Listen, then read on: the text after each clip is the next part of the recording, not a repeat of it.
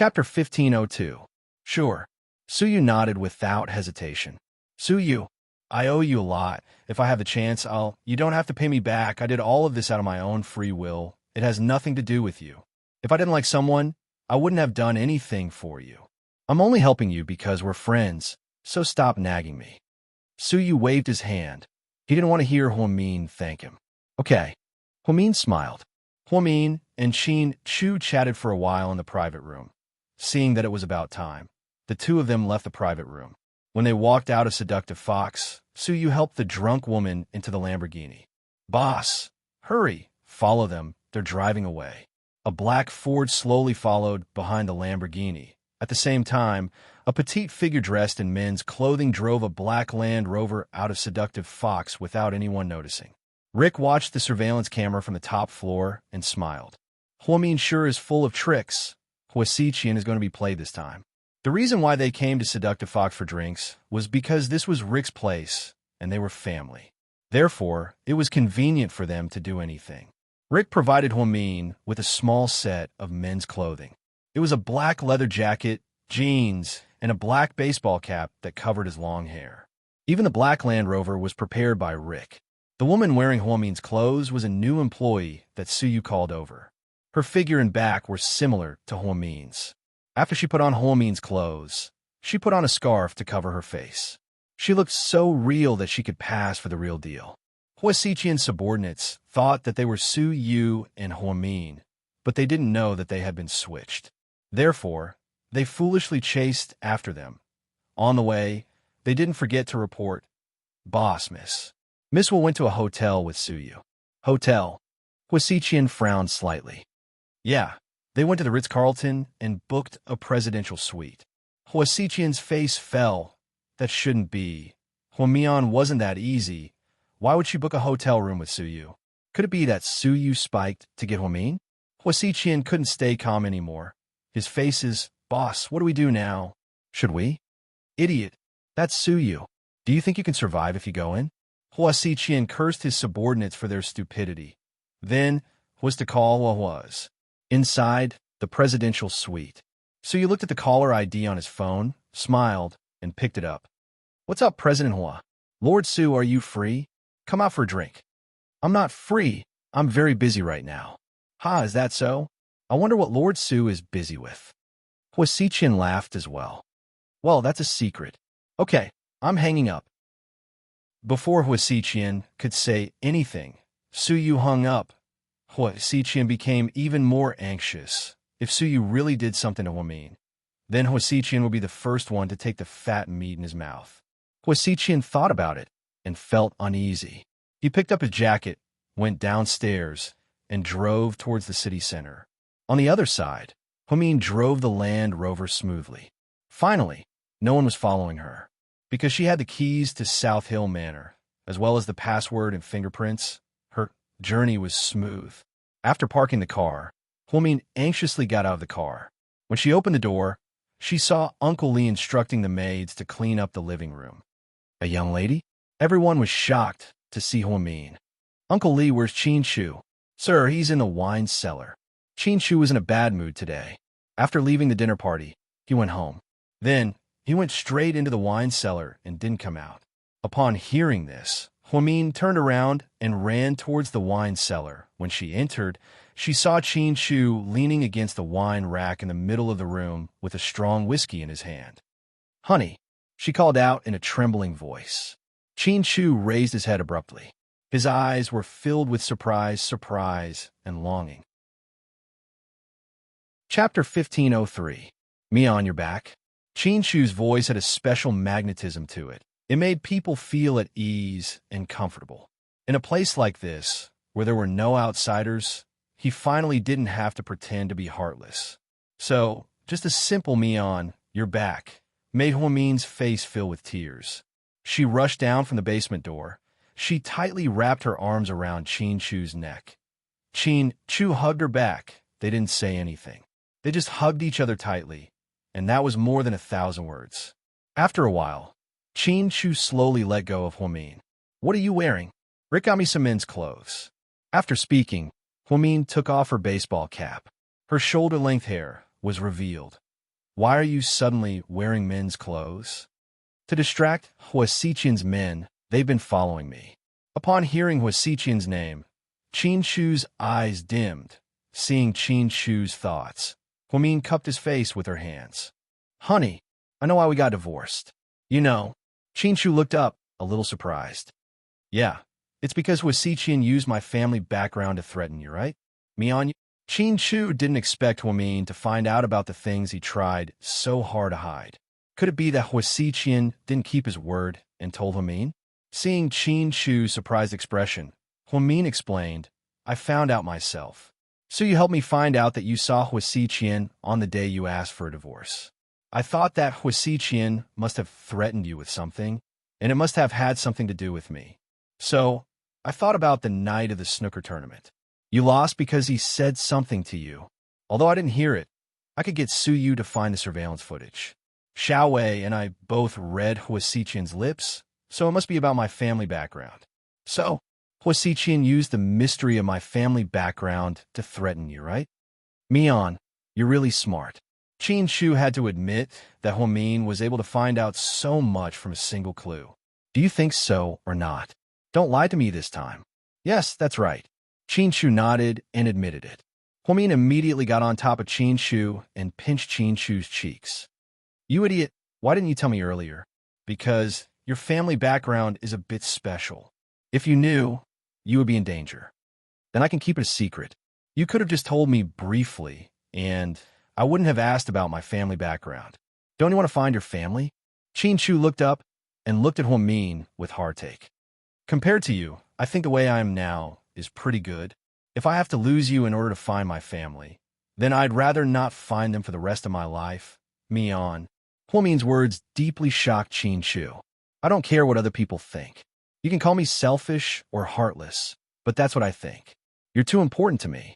If I have to lose you as the price, then it's not that I don't want to. I'll give up on finding them. Then, Huamin cupped Qin Shu's face and kissed him. Her eyes were closed, and her long eyelashes were slightly curled.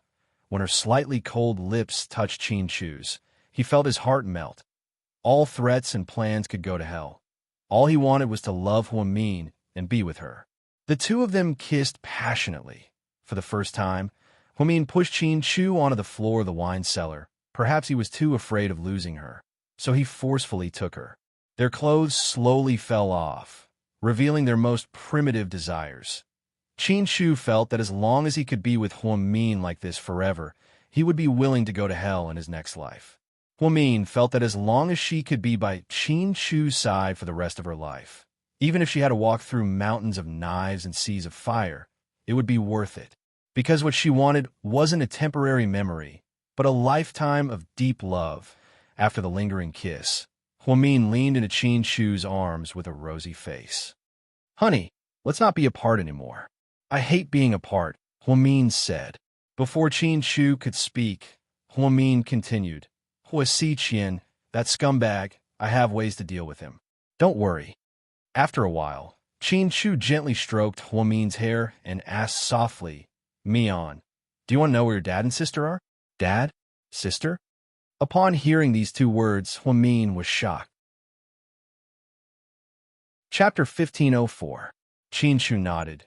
Yeah, even though Huasiqian is very cunning, I can't deny that he found out about your background. Or rather, he knew about it a long time ago. How did Huasiqian find out about Huamin's background? And when did he find out? There was no way to know, because Huasiqian was a very mysterious person.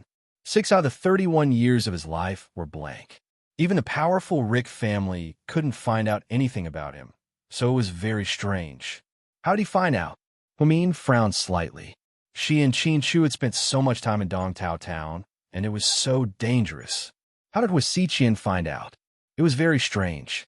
Let's not worry about how he found out, but what he said is the truth. These days, Rick and I have been connecting the dots. Also, do you remember the white jade gourd that you received during the new year that was worth over 100 million? I do. After speaking, Huamin reached out and took off the white jade gourd from around her neck. She always carried this thing with her because she felt like it was meant to be and it was comfortable to wear. This was a gift from your sister. She bought it at an auction overseas, and the other one is with her. Qin Shu and Rick found out all of this. My sister. I have a sister? Huamin cried tears of joy. She was extremely excited. Qin Shu nodded. According to Hua Xiqian, she came to our city and saw you. Saw me? Huamin was even more surprised. Yeah, he said that she was at Southside. She probably pretended to be a patient or something. Anyway, she saw you, but you didn't notice her. There are too many patients at Southside. I really don't remember. Huamin couldn't remember seeing a strange girl. It's okay. You'll see her sooner or later. That one time won't matter. Qin Shu comforted her. Huamin felt her heart race. She had never thought that the truth would be so close to her. Honey, are you saying that she knows who I am? Yes. Then why didn't they come to me? All these years, why? Huamin couldn't figure it out. Even if her father and younger sister already knew her identity, why didn't they come to acknowledge her? The situation is a little complicated. I'll explain it to you slowly. Qin Shu slowly told her about Hua Xiqian's background and the clues he had heard about Huamin. Among them, Jingda was not a good person. He almost betrayed Huamin to the Dutch and was later killed by Huamin's biological father. He even framed Qin Shu and Huamian. Huamian was shocked. She never thought that her biological father would be the one behind their separation for 7 years because of a misunderstanding. Of course, he did it to protect her. If Jingda had really sold Huamin's information to the Dutch, Huamin would be dead on the streets. Hua Xiqian's forces were also in Dongtao town, preventing outsiders from investigating Huamin's background. Actually, in a way, Hua Xiqian was also protecting you. Your father is abroad, so he can't control too much. It's inevitable that something will go wrong. Hua Xiqian was very careful. Even Rick's men couldn't find any clues about your background. Qin Shu said slowly. I know. Huamin nodded. Do you know why Hua Xiqian did this? Qin Shu asked. After 3 seconds of silence, Huamin moved her lips. Because he loves me.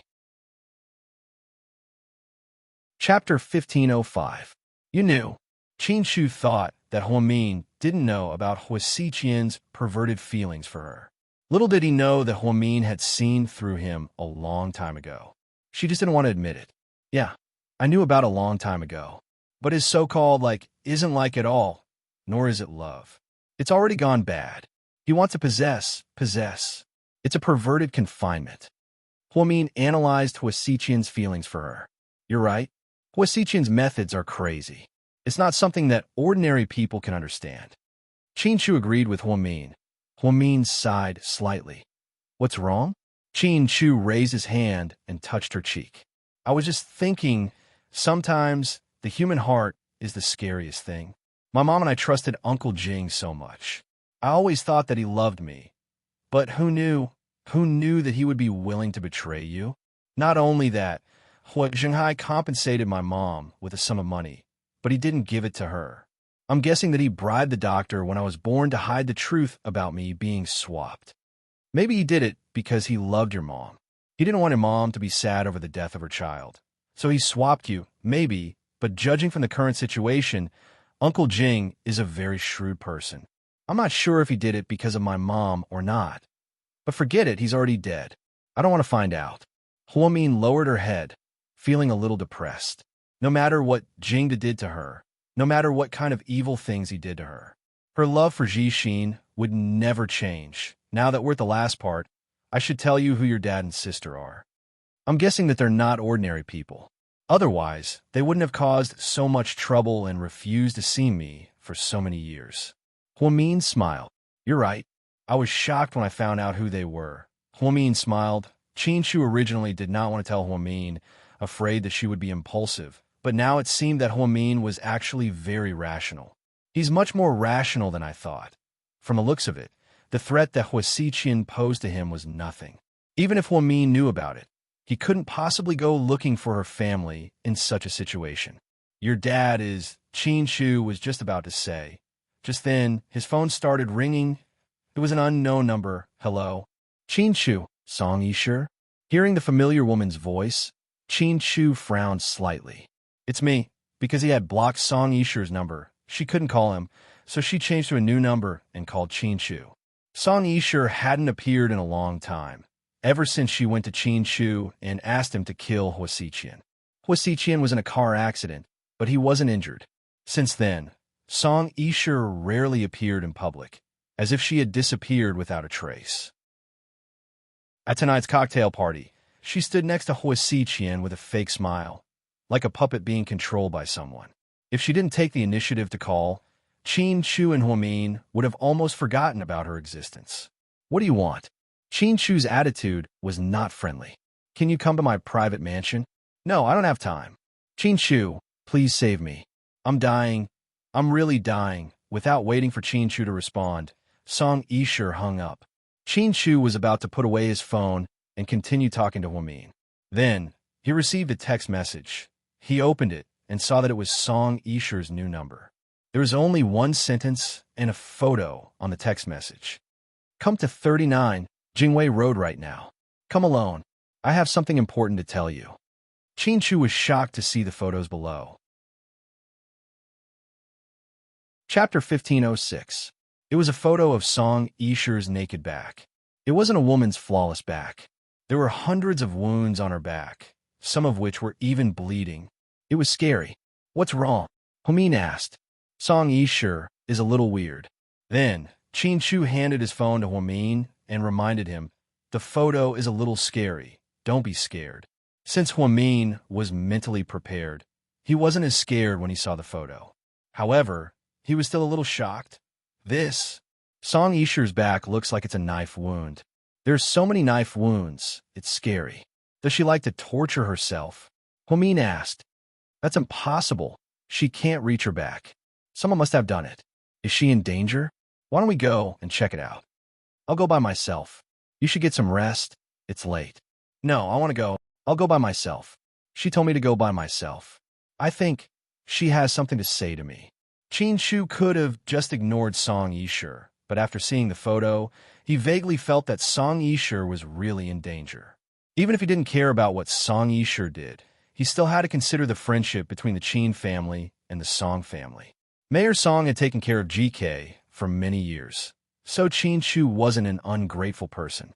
Therefore, he decided to go and see what was going on. Honey, I want to go. Good girl. Go to sleep. I'll be back in a bit. Then, I'll tell you more about your dad and sister. Chu gently kissed Huamin's eyelashes and gently said good night to her. Then, he drove away. Meanwhile, Huamin went up to her bedroom on the second floor of the mansion and took a hot shower. Then, she lay in bed and waited for Chu to come back.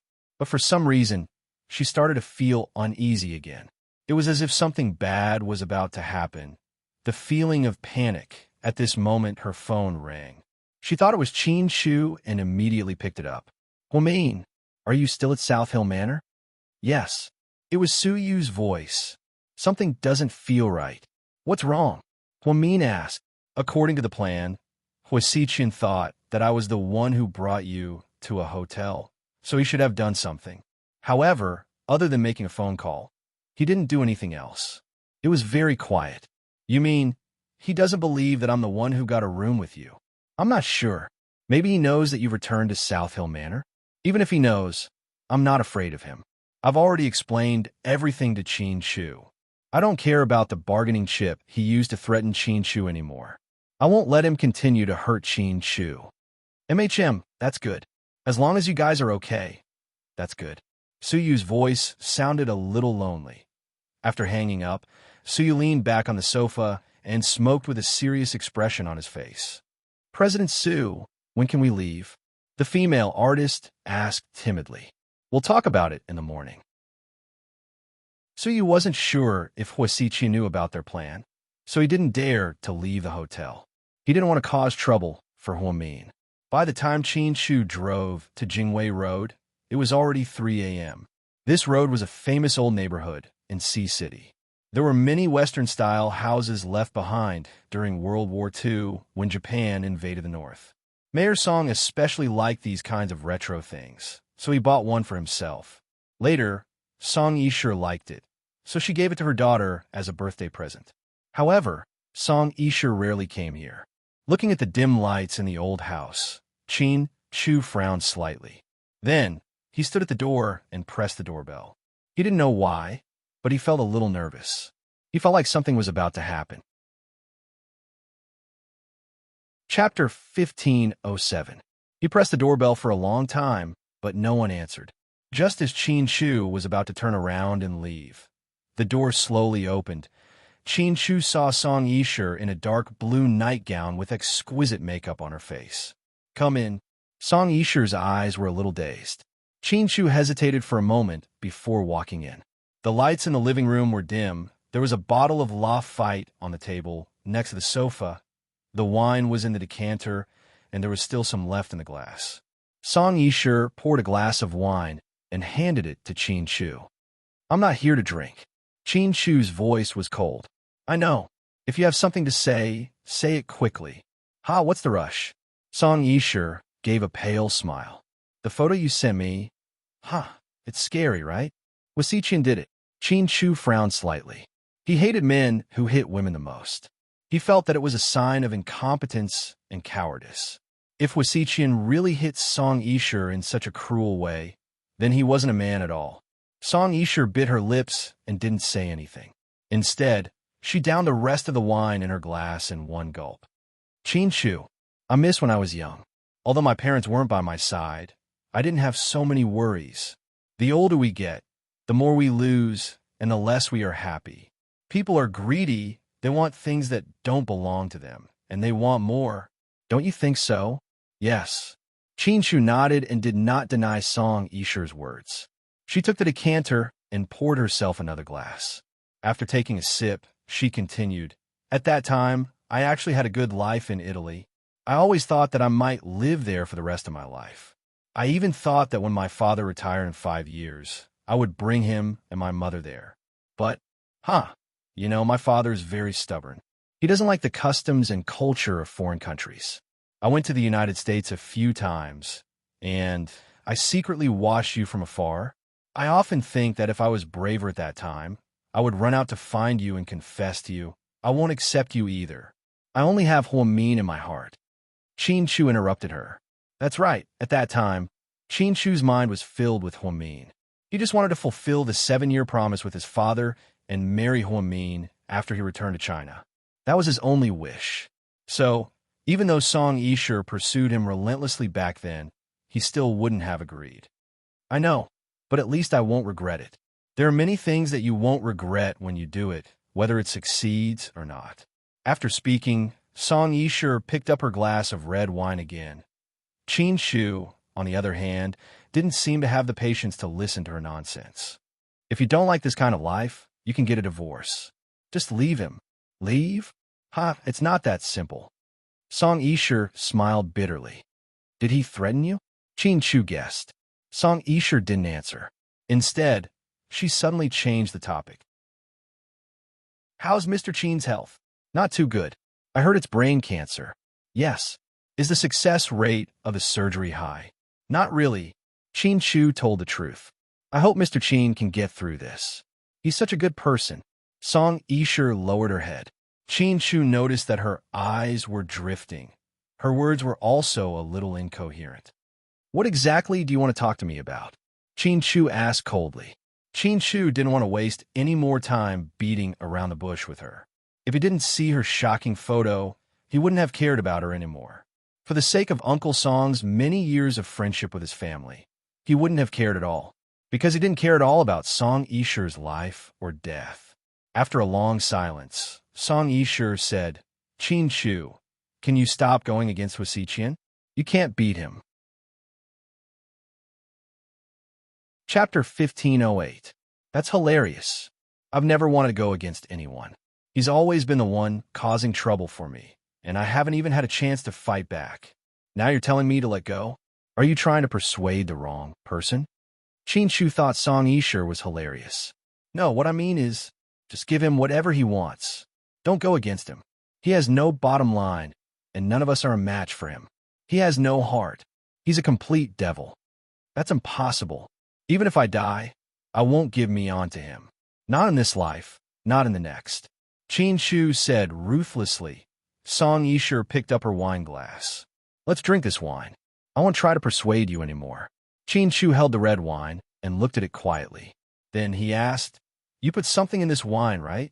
Song Yisher had been trying to persuade him to drink since he came in. There must be something wrong. Chin Chu was a vigilant person, so he wouldn't fall for it so easily. Sure enough, Song Yisher's eyes immediately became flustered when she heard Chin Chu's words. No, there's nothing. If you don't believe me, I'll let you drink it first. You dare to look because you have the antidote, Song Yisher. Don't play childish games with me. It's boring. After speaking, Chin Chu turned around and left. Song Yisher suddenly pounced on him from behind, then she hugged Chin Chu's waist tightly. What are you doing? Let go. Chin Chu, can you stay with me one last time? Really? I swear I won't bother you anymore. Song Yisher cried and begged. That's impossible. Let go of me. Chin Chu tried his best to pry Song Yisher's hands away, but this woman hugged him with all her might. He was really going all out. His strength was extraordinarily great. I'm begging you, Chin Chu. I've only ever loved you in my life. Don't let me have any regrets, okay? Song Yisher's nightgown was very messy. Those who didn't know better would have thought that she had been raped. Chin Chu was deeply moved by her behavior. If he had known earlier, he would not have pitied her and come here. Huamin was still waiting for him at home. He didn't want to stay any longer. But no matter how hard Chin Chu tried to break free, Song Yisher refused to let go. In the end, Chin Chu angrily pulled Song Yisher away with one hand and slapped her with the other. Slap. This was the first time in his life that Chin Chu had hit a woman. Song Yisher, wake up. Look at you now. You're neither human nor ghost. Your father will be disappointed if he sees you like this. After speaking, Chin Chu straightened his collar and turned around to leave. There was a hint of anger on his face. Song Yisher held onto her slapped cheek and fell to the ground. Her eyes were slightly unfocused. She didn't know how she and Chin Chu ended up in this situation. At first, she wanted to maintain her image as a proud goddess in front of Chin Chu. She really didn't want to embarrass herself like this.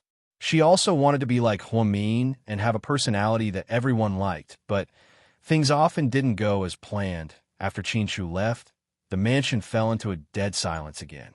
3 minutes later, a slender figure appeared in the dimly lit mansion. TSK. Chin Chu really doesn't have any protective feelings for women. I'm sorry. I already did as you said, but he's very smart and saw through me. He didn't drink, nor did he touch me. I'm really sorry. I tried my best. Song Yisher was so scared that her whole body trembled as she apologized profusely. The man slowly approached her. Chapter 1509. Then, he helped her up from the ground. Sure, look at how scared you are. Why would I blame you? Be a good girl. The floor is cold. Get up. Song Yisher wasn't used to the man's gentle tone. She trembled as she got up, and when she saw the smile on the man's face, she felt even more scared. I'm sorry. I didn't do a good job. Song Yisher apologized again in fear. It's okay. You already did a good job. That's enough. The man smiled as he reached out and gently caressed Song Yisher's face. Chin Chu drove very slowly on his way home. He kept thinking about why Song Yisher wanted to see him tonight. Drugging and raping him wasn't her motive. When they arrived at South Hill Manor, Huamin had already fallen asleep from exhaustion. Chin Chu carefully laid down beside her. He hugged her tightly from behind. When she woke up, he was going to tell her all the secrets of her family. When the time came, if Huamin was willing to go find her family, he would go through hell with her. If Huamin wasn't willing, he would respect her decision. At 6 o'clock in the morning, there was a commotion downstairs. Sir, someone's here, Uncle Lee shouted as he knocked on the door. Okay, got it. After Chin Chu responded, Huamin woke up with a start. Honey, what's wrong? What happened? Huamin woke up drowsily. I'm not sure either. Sleep a bit more. I'll go down and take a look. No, I want to go with you. Huamin was no longer sleepy. She got up, washed up, and went downstairs with Chin Chu. When they went downstairs, they saw a lot of police officers. What's going on? It wasn't a good thing to see so many police officers standing around so early in the morning. Mr. Chin, I'm the senior superintendent of the Major Crimes Unit. He Hongfei. Key Case Investigation Unit. Qin Chu raised his eyebrows. This was the first time he had seen a police officer from the Key Case Investigation Unit. It was even more mysterious than Gao Ran's Criminal Police Unit. It was said that it was directly under the control of the provincial department. They would only appear when there was a major case. Why did they come to his house at this time? Mr. Qin, we suspect that you are related to a major murder case that happened last night. Please come with us to assist in the investigation. Did you make a mistake? How can my husband kill someone? Huamin was baffled. Mrs. Qin, only your husband saw Mayor Song's daughter last night, so we have reason to suspect. Wait, you mean Song Yishur is dead? Huamin's expression changed drastically. That's right. What? Song Yishur is dead? Qinshu was also very surprised. Yes. How is that possible? Huamin couldn't believe this sudden turn of events. The leading police officer glanced at Qinshu and Huamin's faces and said calmly, Miss Song died last night around 3 a.m. We checked and found that Mr. Qin's car was there. Other than that, there were no other suspicious people. How did she die? Qinshu thought back to Song Yishur's strange behavior last night. He thought it was a little strange, but he didn't expect someone who was fine last night to die today. She died a horrible death. We will keep the details confidential. Mr. Qin, please come with us for an investigation. Okay. Qinshu didn't kill anyone, so he was very confident. Honey, Huamin didn't want to let go of Qinshu's hand. It's okay. I'm just going to do an investigation. I'll be back soon. I believe in the justice of the law. Qinshu turned around and comforted Huamin. Then he got in the car and left with the officers from the Major Crimes Unit. Huamin looked at his back as he left, and an ominous feeling rose in her heart again. She didn't expect that this separation from Qinshu would become a permanent pain in her heart. 8 a.m. All the media outlets in the city were reporting on this major murder case. The severity of the case shocked the entire country. Chapter 15:10. An article with the title Mayor's Daughter Tragically Died in Old Building. GK's president suspected murderer was quickly reposted. The article briefly described the time of Song Yishur's death and how Qinshu was taken away by the police. However, Song Yishur's death was never made public. Apparently, it was kept a secret for now. Outside the morgue, Mayor Song was in a provincial meeting. He immediately rushed back when he heard the news. Together with Mrs. Song, they appeared outside the City Public Security Bureau's morgue. Old Song, I don't believe this is true. Sure can't be. She's not our daughter. Lady Song couldn't stop crying, as if she couldn't accept this cruel reality. She grabbed Mayor Song's hand and refused to go in. Mayor, let's go in and take a look. Identifying a body is a very important process for the police. The director of the Municipal Bureau carefully followed behind Mayor Song. Mayor Song's face was also extremely sad. When he received the news, he knew for sure that it was true. He couldn't get through to Shirshir's phone. Mrs. Song said that Shirshir hadn't been home for 2 days and hadn't contacted her. He asked Huasiqian, but Huasiqian didn't know. Huasiqian only cared about eating, drinking, and having fun. He didn't care about Song Yishur's life at all. With endless sadness, Mayor Song held Mrs. Song's hand and walked in. Song Yishur's body lay quietly under the white sheets. Mayor, can you take a look? Okay. Mayor Song nodded and said one word with a trembling voice. Then he slowly walked towards the body covered by the white sheet. Mayor, let me remind you, it might be uncomfortable. You should be mentally prepared. The director of the Municipal Bureau reminded him. But Mayor Song was still scared out of his wits when he lifted the white sheet. Lady Song even screamed. The workers behind her also couldn't help but vomit, as if they couldn't accept it. The director of the Municipal Bureau turned his face to the side, not daring to look directly at the body. How did this happen? Mayor Song's face was extremely pale, as if all the blood had drained from it. The murderer's methods were extremely cruel. When we found him, the scene was very gruesome and the scene was very bloody. Because of your and your daughter's reputation, we didn't announce it to the public. Mayor Song turned his head away, not daring to look. He could not believe that the corpse on the bed was his beloved daughter, that noble and elegant girl. Song Yisher's face hadn't changed much. Other than the fact that she was deathly pale, one could almost recognize her at a glance. But below, other than the head, all the other parts of the body had been severed. The 2 arms, 2 legs, and the body had all been severely damaged. The director of the Municipal Public Security Bureau braced himself and explained, "Our forensic doctor has done a thorough examination and found that Miss Song's murderer is someone who understands medical principles very well. Otherwise, he wouldn't have dismembered the body in such a skillful way. Killing people doesn't count. He even wanted to dismember the corpse. It was really hard to accept, especially for their loved ones." When Lady Song heard this, she couldn't take it anymore. She knelt on the ground and cried bitterly. Sure, my poor daughter. How could you be so cruel and leave me and your father? Do you know that you're our only treasure? You're our life. Mommy was wrong.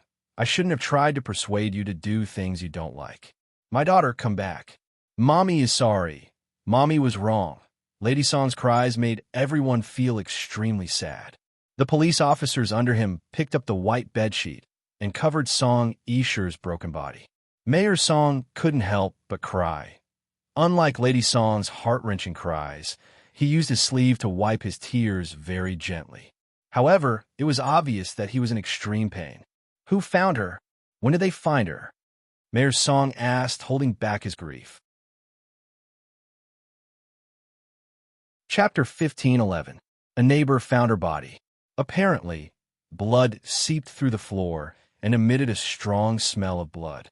The owner of the house got up early in the morning to walk her dog, and her golden retriever smelled the blood and kept barking.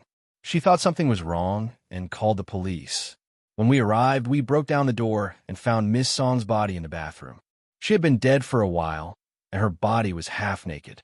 The bathtub and floor were covered in blood. Her head and body were in the bathroom, and her limbs were in the living room. Stop talking.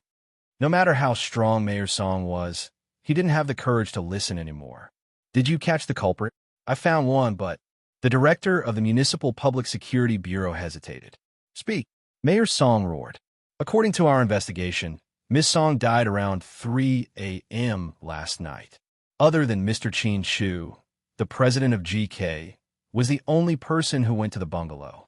Other than him, we didn't find anyone else. We also found text messages between them on Miss Song's phone.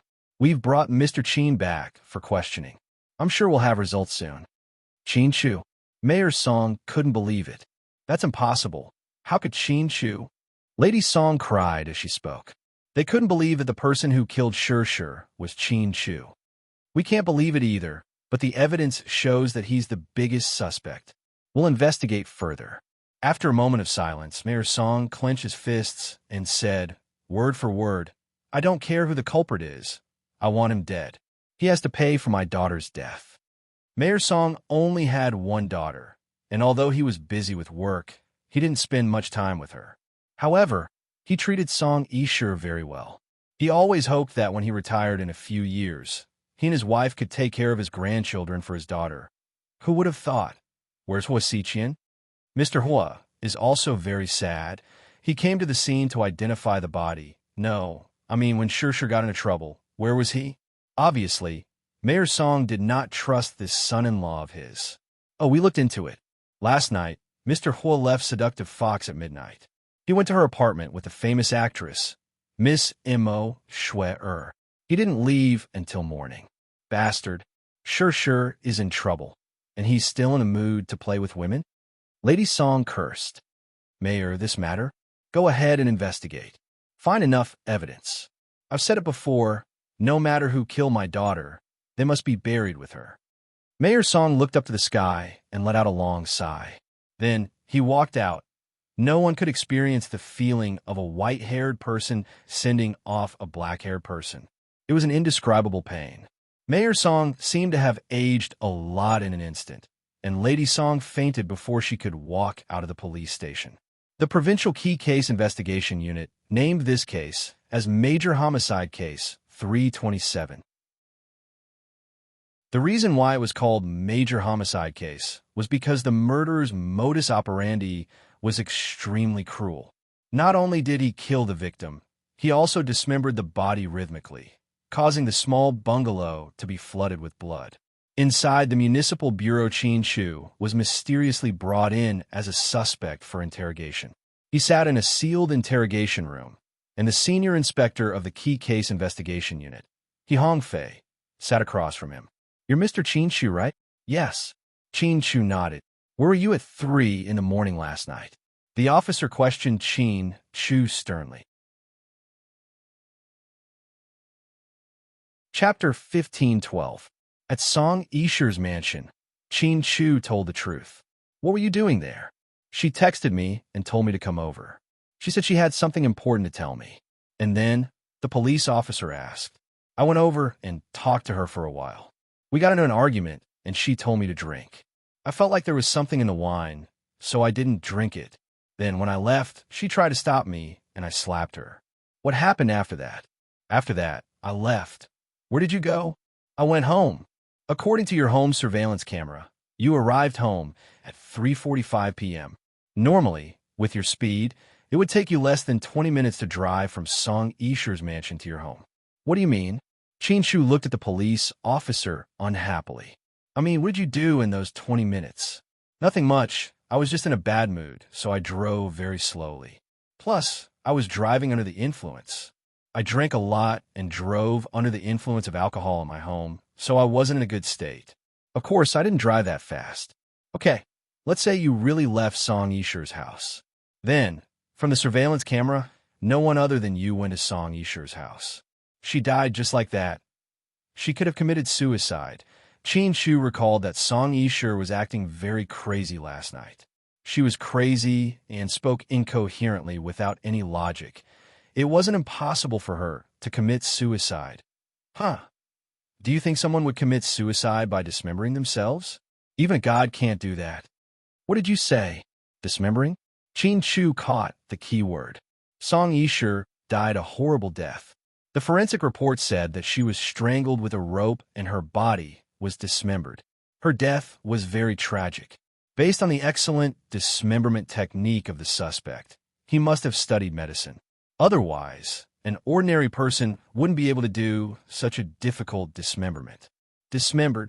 Chin Chu's eyes widened in shock. "We're curious as well. What kind of grudge do you have against each other? Why would you want to dismember their bodies instead of killing them?" "I didn't kill anyone," Chin Chu calmly explained. "Murderers won't admit to killing people." The policeman sneered. "I'm not a murderer yet." The police also have to pay attention to evidence when handling cases. "Officer, please pay attention to your words and actions." Chin Chu was very angry. The policeman in front of him seemed to be very hostile to him. It was as if she had already determined that he was the murderer. He Hongfei lowered his head and threw a thick stack of documents in front of Chin Chu with a smack. "You want proof?" "Yes, we check your text messages and call records. Song Yisher didn't contact anyone other than you that day." "That doesn't prove anything," Chin Chu replied calmly. "You're the only one who appeared at the time of her death." "Anything else?" "We looked at the forensic report. There were wounds on Song Yisher's body. After analysis, we found that there were skin scraps left on your body. I told you that I had an argument with her. We had physical contact, so it's not strange that there were skin scraps." "Yes, the thing that interests us the most is that you studied medicine in the 7 years you studied abroad in the States." "So what if I did?" Chin Chu replied coldly. "We have reason to believe that you are not only an excellent CEO, but also an excellent doctor. You can dismember someone with such a difficult dismemberment technique." "What a joke! What's your motive?" Chin Chu sneered. Chapter 15:13. We suspect that you are having an affair with Song Yisher. She recently threatened you and forced you to divorce your beloved wife. You were unhappy and couldn't come to an agreement. In the end, you fell out with her. You might have accidentally killed her. Or you felt that you were impulsive and regretted that you cheated on your wife. At the same time, you hated her, so after killing her, you continued to dismember her body to vent your anger. You're saying that I cheated on Song Yishur? What a load of nonsense. Qin Shu thought that the police were really good at making up stories. Their stories were way too ridiculous. Take a look at this. He Hongfei took out a red diary and handed it to Hua Xiqian. Qin Shu took it and slowly opened the diary. Officer, he continued, this is Song Yishur's diary that we found in the bungalow. She recorded in detail your affair with her. You didn't want anyone to find out about it, so you did it very secretly. She loved you very much and kept threatening you with this, forcing you to divorce your wife. You were unhappy with her. We've already verified that this is Song Yishur's handwriting. Qin Shu felt a chill run down his spine when he saw this. He finally understood. He fell into a trap. He was set up by Hua Xiqian. This trap had been set up since the moment Hua Xiqian threatened him. Forcing him to divorce Hua Xiqian was just a facade. The real goal was to kill him. Murder was a capital offense, not to mention such a cruel method of dismemberment. Moreover, who is Song Yishur? She was Mayor Song's daughter. Now, he couldn't clear his name even if he jumped into the Yellow River. All the evidence linked together and pointed to Qin Shu as the biggest suspect. With so much evidence, he could go to trial immediately. What? Can't say anything? Officer, he glared at Qin Shu and asked coldly. No, I just feel that, at this point, I'm willing to accept my loss. Accept your loss? What do you mean? I was set up by someone. Would you believe me if I said that this was a trap set up by someone else? Qin Shu smiled helplessly. He had actually considered the possibility that Hua Xiqian would hire an assassin to assassinate him. However, no matter how much he thought about it, he could never have imagined that Hua Xiqian would do such a cruel thing. No matter how much he hated Song Yishur, there was no way he could dismember her. That was a fresh life, not a chicken or duckling that was at the mercy of others. Thinking about how Song Yishur had left in such a tragic way, Qin Shu's heart ached. Who designed this? He Hongfei seemed to be very interested in this. So what if I tell you? You won't believe me anyway. How would I know if you don't tell me? I'm guessing, at the time of Song Yishur's death, Hua Xiqian must have a witness, right? Hua Xiqian? Song Yishur's husband? He Hongfei froze. Qin Shu didn't say anything. He Hongfei continued. Yes, Hua Xiqian's husband isn't very good. Recently, he's been fooling around with a superstar. Someone saw them drinking at Seductive Fox until midnight. Then, they drove a Rolls-Royce Phantom to Mo Shue's house and never came out. We saw the surveillance footage, and Mo Shui can testify. He only found out about this when he received our notice this morning, and he was quite shocked. Of course, huh? Qin Shu smiled bitterly. Hua Xiqian's plan was vicious and ruthless. Once again, he used a life as the price, leaving Qin Shu with no way to turn the tables. Do you suspect that Hua Xiqian did it? Officer, he asked.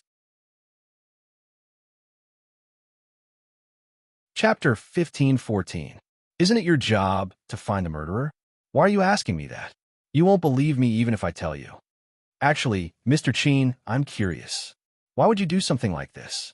With your status, you have a wife, friends, and family. How could you kill someone? However, our psychologist analyzed your recent state of mind. Because of the ups and downs in your business, you've been under a lot of psychological pressure and have nowhere to release it. At this time, Miss Song Yishur, who has admired you for a long time, came to you and slept with you.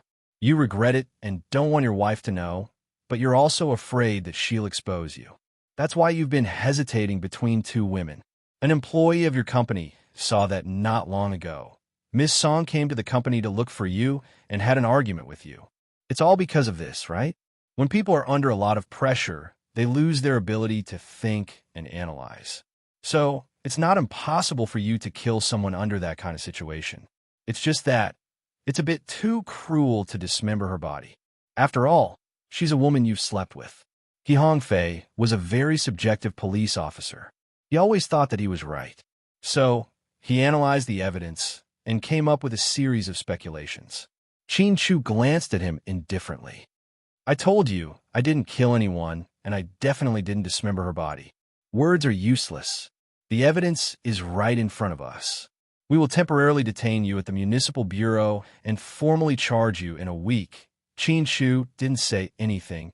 I heard that your legal team is very good. I look forward to fighting with them. I really want to see how they're going to exonerate a murderer.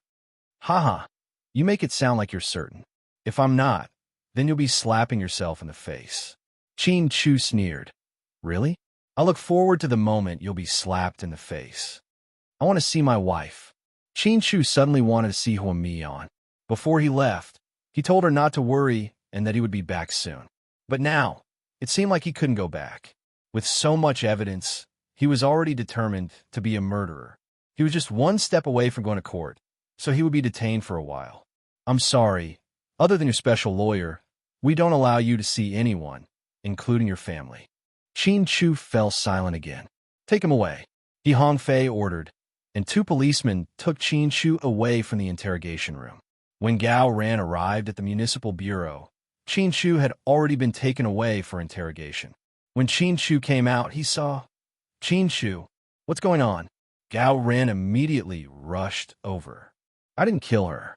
I was set up by that bastard. Qin Shu used that bastard instead of Hua Xiqian. But Gao Ran immediately understood what was going on. Senior brother, this is my best friend. I grew up with him, and I know him well. He won't kill anyone. Gao Ran, the law is merciless. Before the law, there is no such thing as friends and family. The evidence is conclusive. It's useless for you to say these things to me. Take him away. He Hongfei scolded coldly. 2 policemen took Qin Shu away. He remembered that Gao Ran was running around in circles. Senior brother, I request to be involved in this case. I want to do a thorough investigation and find out what's suspicious. I'm sorry, but because of your special relationship with the suspect, I can't approve it. You'll have your own personal feelings. Gao Ran, you've only been in the criminal police force for a few years, and I've been in the major crimes unit for a long time. Don't doubt my judgment, okay? After speaking, He Hongfei turned around and left. Gao Ran was so anxious that he scratched his head, but he didn't know what to do. In the end, he ran straight to the Municipal Bureau Chief's office. Xiao He, it's not that I don't want to help you, but we don't have the power to intervene in this case. The mayor is very angry.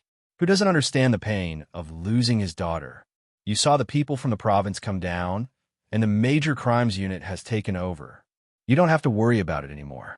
You're not giving me face? You're forcing me to talk to my dad, right? It's useless to talk to your dad. He wouldn't dare to talk to the mayor about this. Just give up. The Municipal Bureau Chief waved his hand and chased Gao Ran out of his office. Even his father, who was an official in the Provincial Public Security Department, was useless. It seemed that Mayor Song had given a death order this time. As soon as Gao Ran walked out of the Municipal Bureau, he saw that it was a call from Huo Min. He picked up the phone hesitantly. Gao Ran, how's it going? How's Qin Shu doing? Huo Min asked anxiously. Chapter 15:15. Gao Ran wanted to say something, but stopped. He didn't dare to say it out loud, afraid that Huo Min would be sad. Gao Ran, where are you right now? I'm at the entrance of the Municipal Public Security Bureau. Wait for me, I'll be right there. Before Gao Ran could finish, Huo Min hung up the phone. 18 minutes later, Huo Min drove his Audi R8 all the way to the entrance of the Municipal Public Security Bureau. Huo Min, actually, before Gao Ran could finish, Huo Min said anxiously, Gao Ran, we'll talk later. Take me inside first, I want to see Qin Shu. Then Huo Min walked inside. However, Gao Ran reached out his hand and stopped him. What's wrong? Huo Min looked at Gao Ran in confusion. He looked at Huo Mian's sad face. Huo Min, you can't see him. What do you mean? Huo Min was slightly surprised. You can't see Qin Shu. Why? Huo Min's heart sank. He's been detained. Detained? What do you mean? Didn't you say he's being interrogated? Huo Min was even more confused. Song Yisher died and left behind a lot of evidence that points to Qin Shu as the murderer. Mayor Song takes this case very seriously and has already handed it over to the Provincial Major Crimes Division. They've always been swift and decisive. They want to detain Qin Shu first and charge him in court in a week. Charge him for what? Huo Min's voice trembled. Charge? Qin Chu with murder. If he's convicted, what's going to happen? Huamin was already trembling with fear when he asked this question. Gao Ran looked at her with a conflicted expression. Then, he lowered his head and said weakly, "You should know our country's laws. Murder is punishable by death. Plus, this time, it's not just murder, it's dismemberment. This case has already caught the attention of the Provincial Public Security Bureau and has been named Major Homicide Case 327. After hearing Gao Ran's words, Huamin took a few steps back. He almost fell down the stairs. Luckily, Gao Ran reacted quickly and grabbed his sleeve. Huamian, don't think too much. Qin Chu is GK's legal team. Plus, there's no way he killed anyone. If we have other evidence, it's not impossible for us to change his confession. Of course, he wouldn't kill Song Yishur because he was with me last night. The only time he went to Song Yishur's house was for a little while, so he didn't have time to kill her. You were with him? Then how did you? Just as Gao Ran said this, he suddenly thought of something and didn't continue. Then he saw Huamin say with tears in his eyes, "Immediate family members can't be witnesses. I know. I understand." Indeed, even if they could prove that Huamin and Qin Chu were together, it wouldn't be of any use. She was Qin Chu's wife. Even if they divorced, she was still his ex-wife, so her testimony was invalid. Hua Xiqian, that bastard. I don't know how long he's been planning this. How did he get so much evidence? Gao Ran remembered what Qin Chu just said, and his entire body trembled with anger. Huamin stopped crying and asked coldly, "I don't know how long that bastard has been planning this. If only I didn't let Qin Chu go last night. It's all my fault, it's all my fault." Huamin began to blame himself. "It's not your fault. If you didn't let Qin Chu go, he would have had other ways. Hua Xiqian, that psycho?" Huamin clenched his fists tightly. "Huamin, go home and wait for my news. I'll talk to my dad and see if he can talk to you and Qin Chu. It would be best if he could." Huamin looked at Gao Ran with tears in his eyes. He really wanted to see Qin Chu. "Gao Ran, do you know the details of Song Yishur's death? What about the so-called evidence?" "No, I don't have the right to know about the tragedy. It's confidential. Didn't you see that no one mentioned the details of the death? Other than the insiders and family members, no one knows how Song Yishur died, let alone the details." "Okay, I understand." Huamin nodded. "Huamin, go home and get some rest. You don't look so good." "Okay." After Huamin said goodbye to Gao Ran, he got into his sports car. However, he didn't go back to South Hill Manor. Instead, he drove straight to the Hua Corporation. Chapter 15-16. Huamin drove to the entrance of the Hua Corporation. Hua Xiqian had just gotten into his Rolls-Royce Phantom and was about to meet with a client. He didn't expect Huamin to rush up to him. From the rearview mirror, he saw Huamin's R8 charging up. With a bang, Huamin's car crashed into Hua Xiqian's car. This time, he used a lot of force. Fortunately, both cars were luxury cars and were very sturdy. If it were a small car from Japan or Korea, it would probably have been destroyed. "My little sister Mian, you're really pissed off this time." Hua Xiqian wasn't nervous at all. Instead, he smiled, seeing that nothing was wrong. Huamin immediately reversed and crashed into him again. The sound was deafening, scaring the surrounding passers-by. They thought they were filming a disaster movie. Huamin was risking his life and wanted to kill Hua Xiqian. Huamin used too much force the second time and crashed Hua Xiqian's car into the wall of the building. Then, Huamin reversed the car again. Then, he rushed up again. If they crashed into each other again, the Rolls-Royce would probably be destroyed, and the people inside would probably be. Just as Huamin crashed into him for the third time, Hua Xiqian reacted quickly and immediately opened the door and rolled out of the car. With a loud bang, the car in front was deformed from the impact, and the huge impact caused Huamin's R8 airbag to pop up. Huamin's chest might also have internal injuries. She raised her arm and wiped the blood from the corner of her mouth. Then, she endured the pain and opened the car door to get out. She rushed up to Hua Xiqian, grabbing him by the collar. He gave him a tight slap across the face. This time, she didn't show any mercy. She used all her strength. Her palm instantly turned red from the slap, and there was a burning pain. Little Sister Mian, you're so angry. Hua Xiqian covered his face that was slapped. Instead of being angry, he laughed. In this world, if someone hit him, he wouldn't hold a grudge. Then, this person could only be Huamin. Hua Xiqian spoiled Huamin more than Qin Chu. He spoiled you so much that he could kill and set fires. As long as you were willing, he was willing to destroy the world with you. Therefore, Huamin's anger was only childish and cute in Hua Xiqian's eyes. Hua Xiqian, I used to think that you were just despicable. Now, I realize that you're hopeless and crazy. I didn't expect you to kill Song Yisher in such a cruel way. I also didn't expect you to use my background to lure Qin Chu into your trap, just to kill him. I used to think that even if you were bad, you still had a little conscience. Now, I realize that you don't have any at all, because you're not human at all. Huamin used to think that Hua Xiqian was a good person.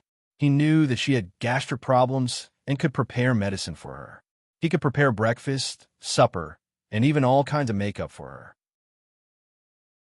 She thought that a person with the potential of a war man like him might not be too bad. During that time, he prepared birthday presents for Huamin and occasionally flirted with her on WeChat. The truth was, Huamin's opinion of him was about to change. He didn't even feel as hostile as before. However, ever since Hua Zhenghai died, Hua Xiqian took over the power and seemed to be getting more and more unscrupulous. Moreover, he was always targeting Qin Chu. Huamin knew that it was all because of her. That was why she was even angrier. If she caused Qin Chu's death because of Hua Xiqian's feelings for her, then it wouldn't be a matter of guilt. She would be in so much pain that she wanted to die, and she wouldn't be able to face the two elders of the Qin family. Why were they so good to her?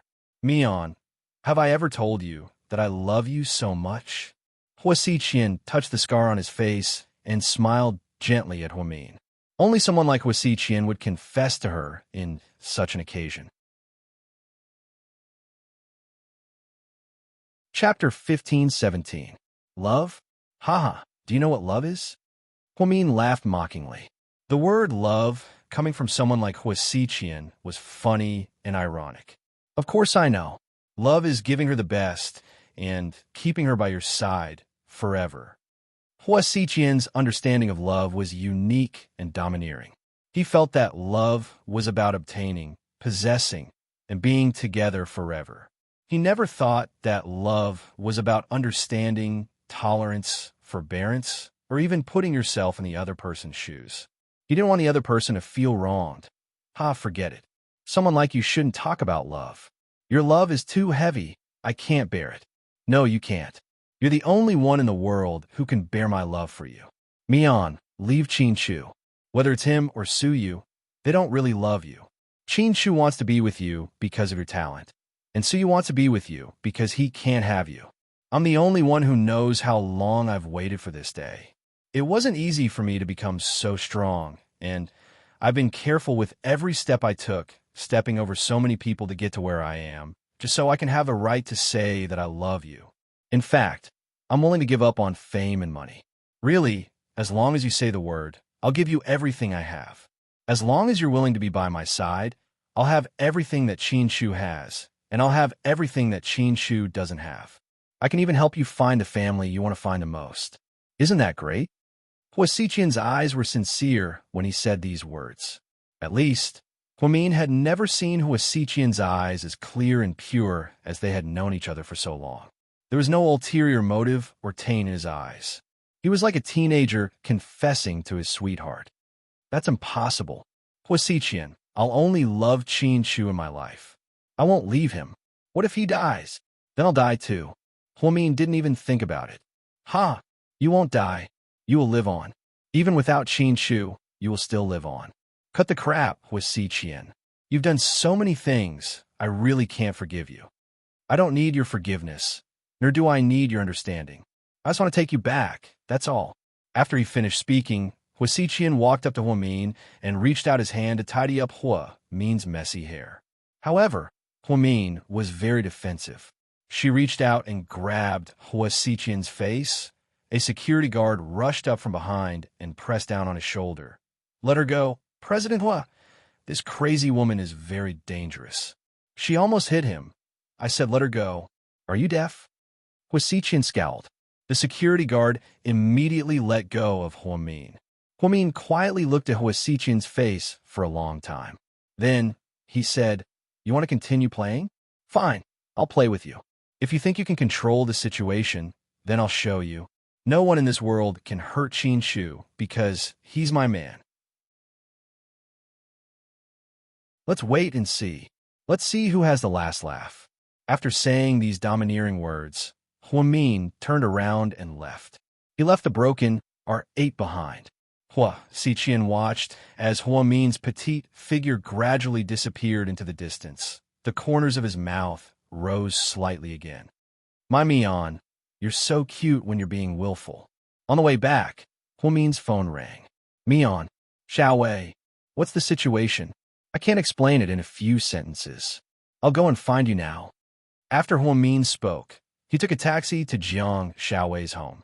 He didn't expect to see Su Yu and Wei Liao here. Are you hurt? Su Yu saw Huamin and immediately stood up, looking nervous.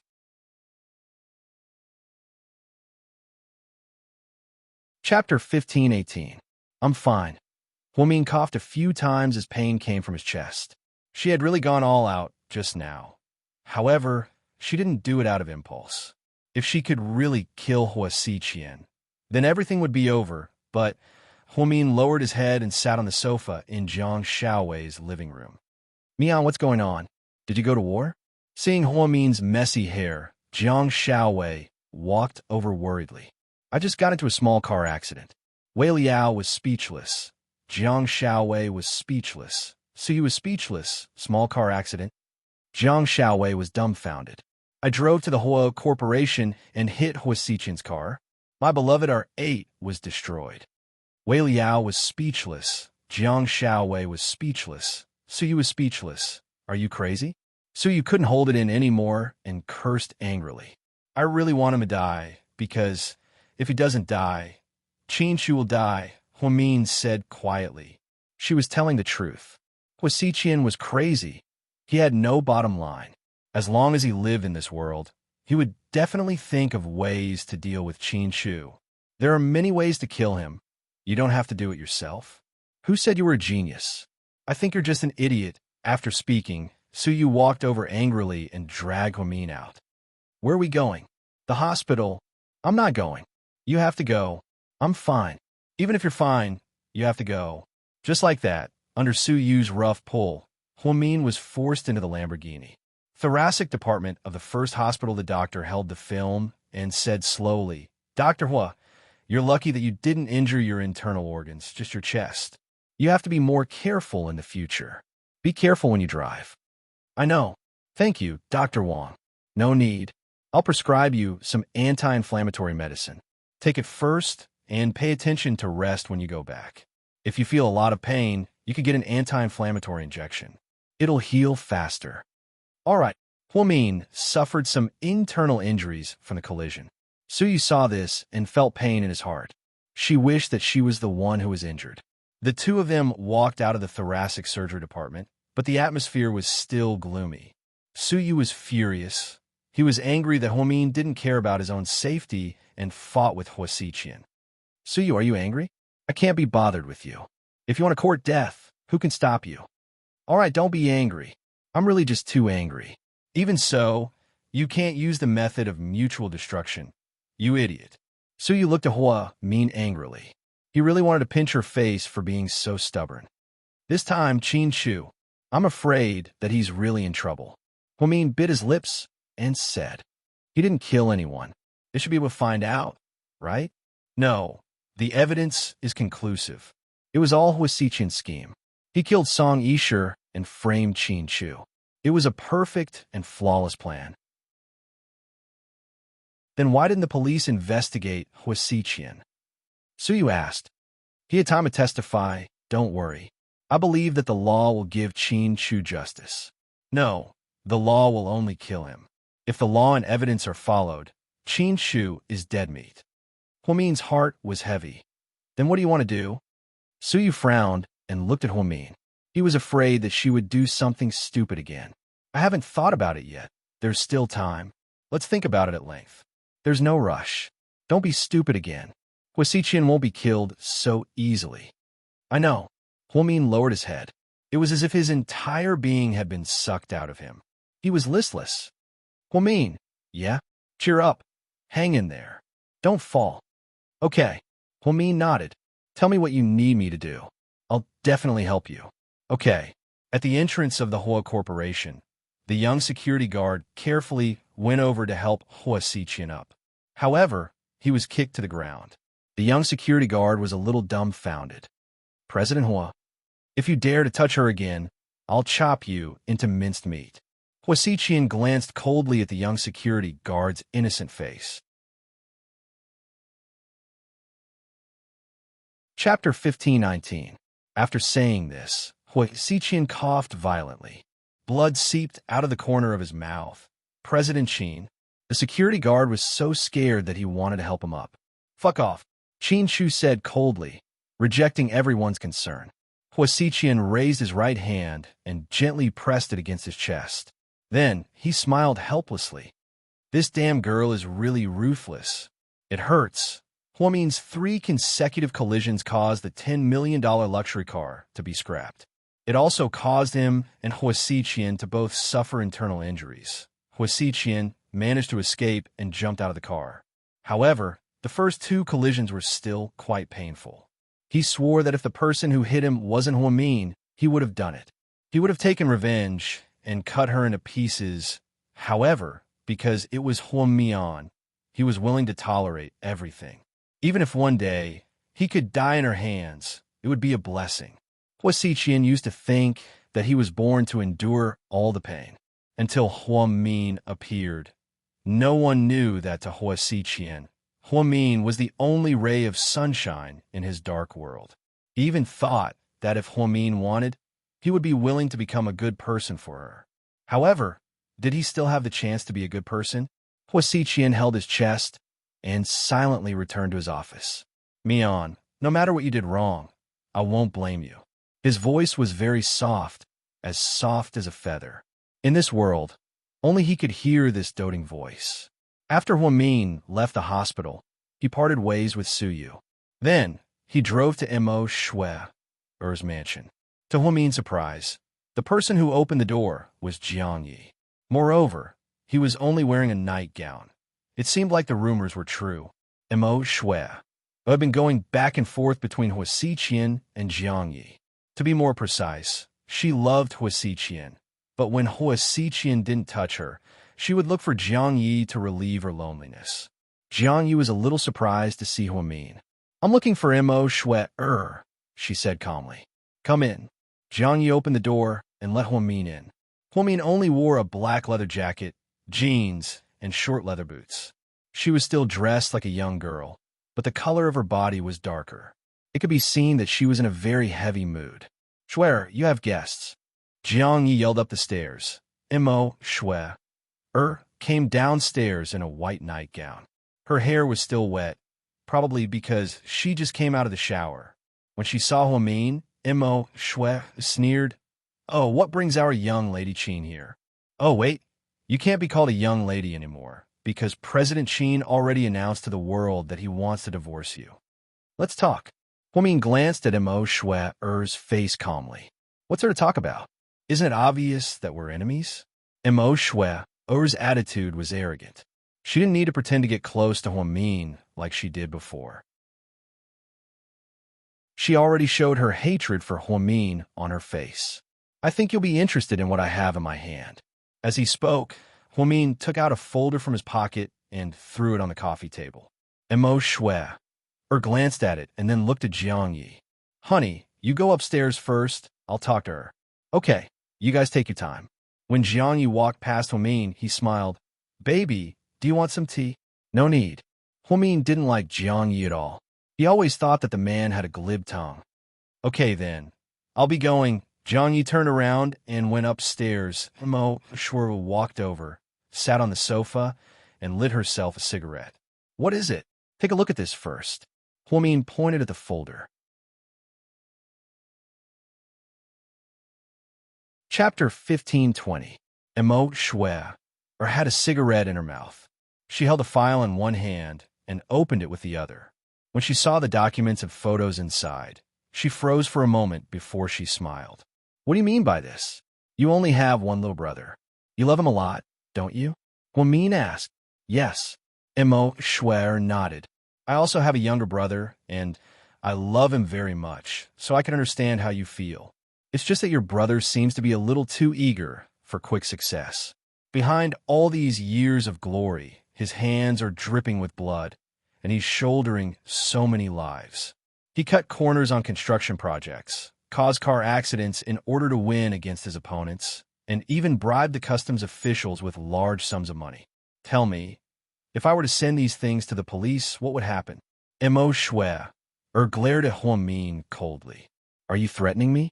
You can think of it that way. Huamin smiled. A long time ago, Wei Dong accidentally told her that Emo Shue's little brother was in the construction industry. The Mo family was famous in the construction industry, and Emo Shue's little brother was also a young entrepreneur. However, there were many secrets behind all this glory. Huamin didn't investigate all of this out of the blue. In fact, Huamin had been preparing for this since the moment Emo Shue turned against her. She had a feeling that Emo Shue would one day face off against her. She just didn't expect that day to come so soon. Haha, what do you want me to do? Emo Shue finished her cigarette in a few puffs and slammed it into the ashtray. It's simple. I want you to tell me the truth. What do you mean? Emo Shue smiled at Huamin. Don't play dumb. On the day Song Yisher died, it was 3 a.m. Hua Xiqian was definitely not with you. You use your relationship with Hua Xiqian to disguise him. You can fool others, but you can't fool me. I know you love Hua Xiqian a lot, so you're willing to do anything for him. But at the same time, I love Qin Shu a lot, so I'm willing to do anything for Qin Shu. So let's make a deal.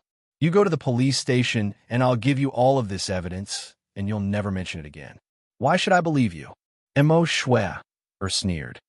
Because you don't have a choice. If you don't agree, I'll send your little brother to jail. With all of this evidence, he might never be released. Do you really want to see him like this? Huamin, you're pretty much ruthless. You're right. I've never been gentle. Huamin smiled.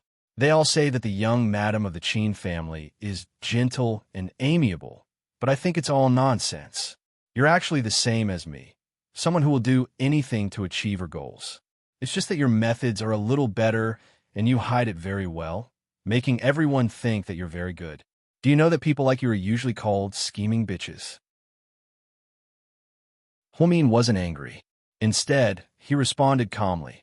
As long as I can save Qin Shu, I don't care what people say about me. You could do whatever you want. Emo Shue fell silent.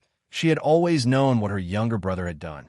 The reason why she didn't do anything was because she thought that she was strong enough and that no one would be able to use her against her. Even if they did, she would be able to take care of them. If she couldn't, Hua Xiqian would. But now, if Huamin found out about her brother and sent him to jail, Hua Xiqian probably wouldn't do anything about it.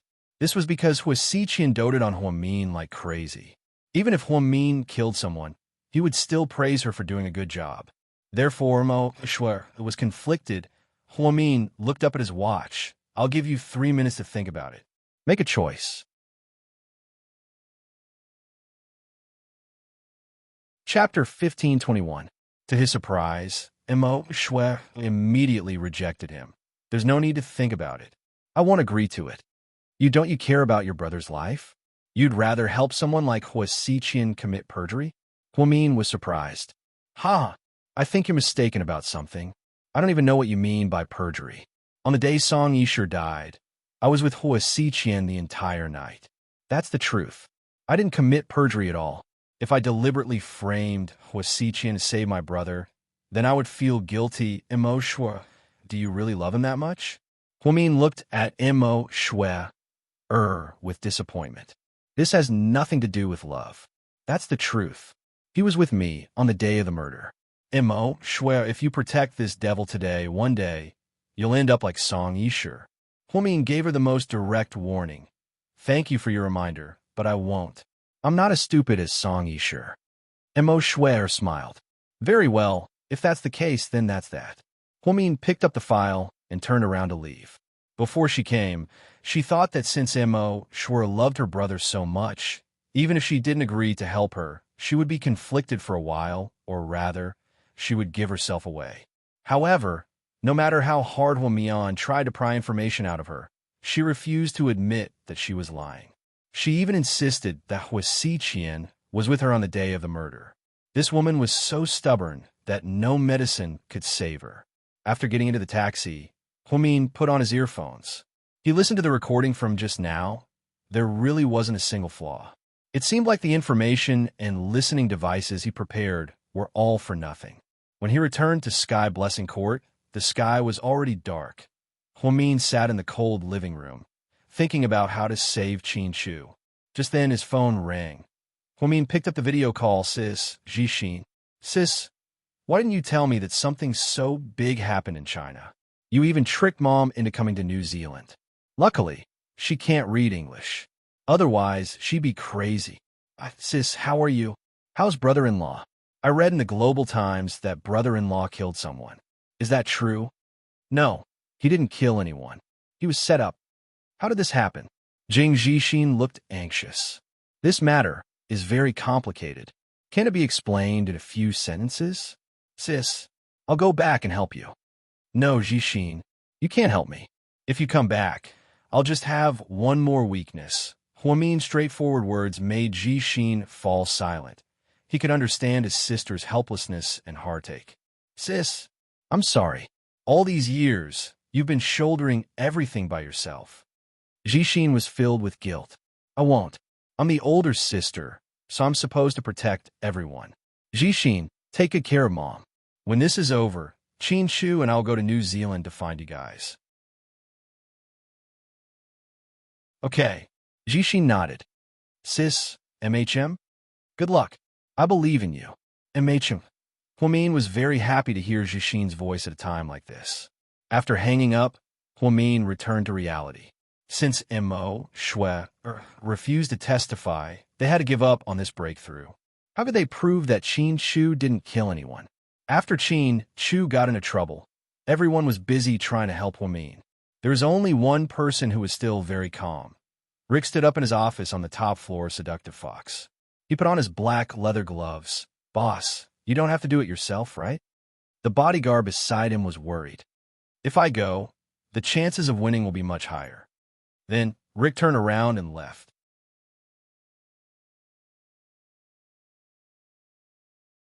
Chapter 1522. In the middle of the night, it was eerily quiet. Based on the information he had gathered, he discovered that Hua Xiqian had been living alone in the Hua Mansion. The private mansion he used for his wedding with Song Yisher had already been sold at a low price. Hua Xiqian, who owned so many properties, seemed to only be interested in the Hua Mansion. After Jiang Hong fell out with Hua Xiqian, she packed her things in a fit of anger and moved out of the Song Mansion. She no longer cared about the Hua family or the Hua Corporation. In less than a year, Hua Xiqian was the only one left in the Hua family's once bustling mansion.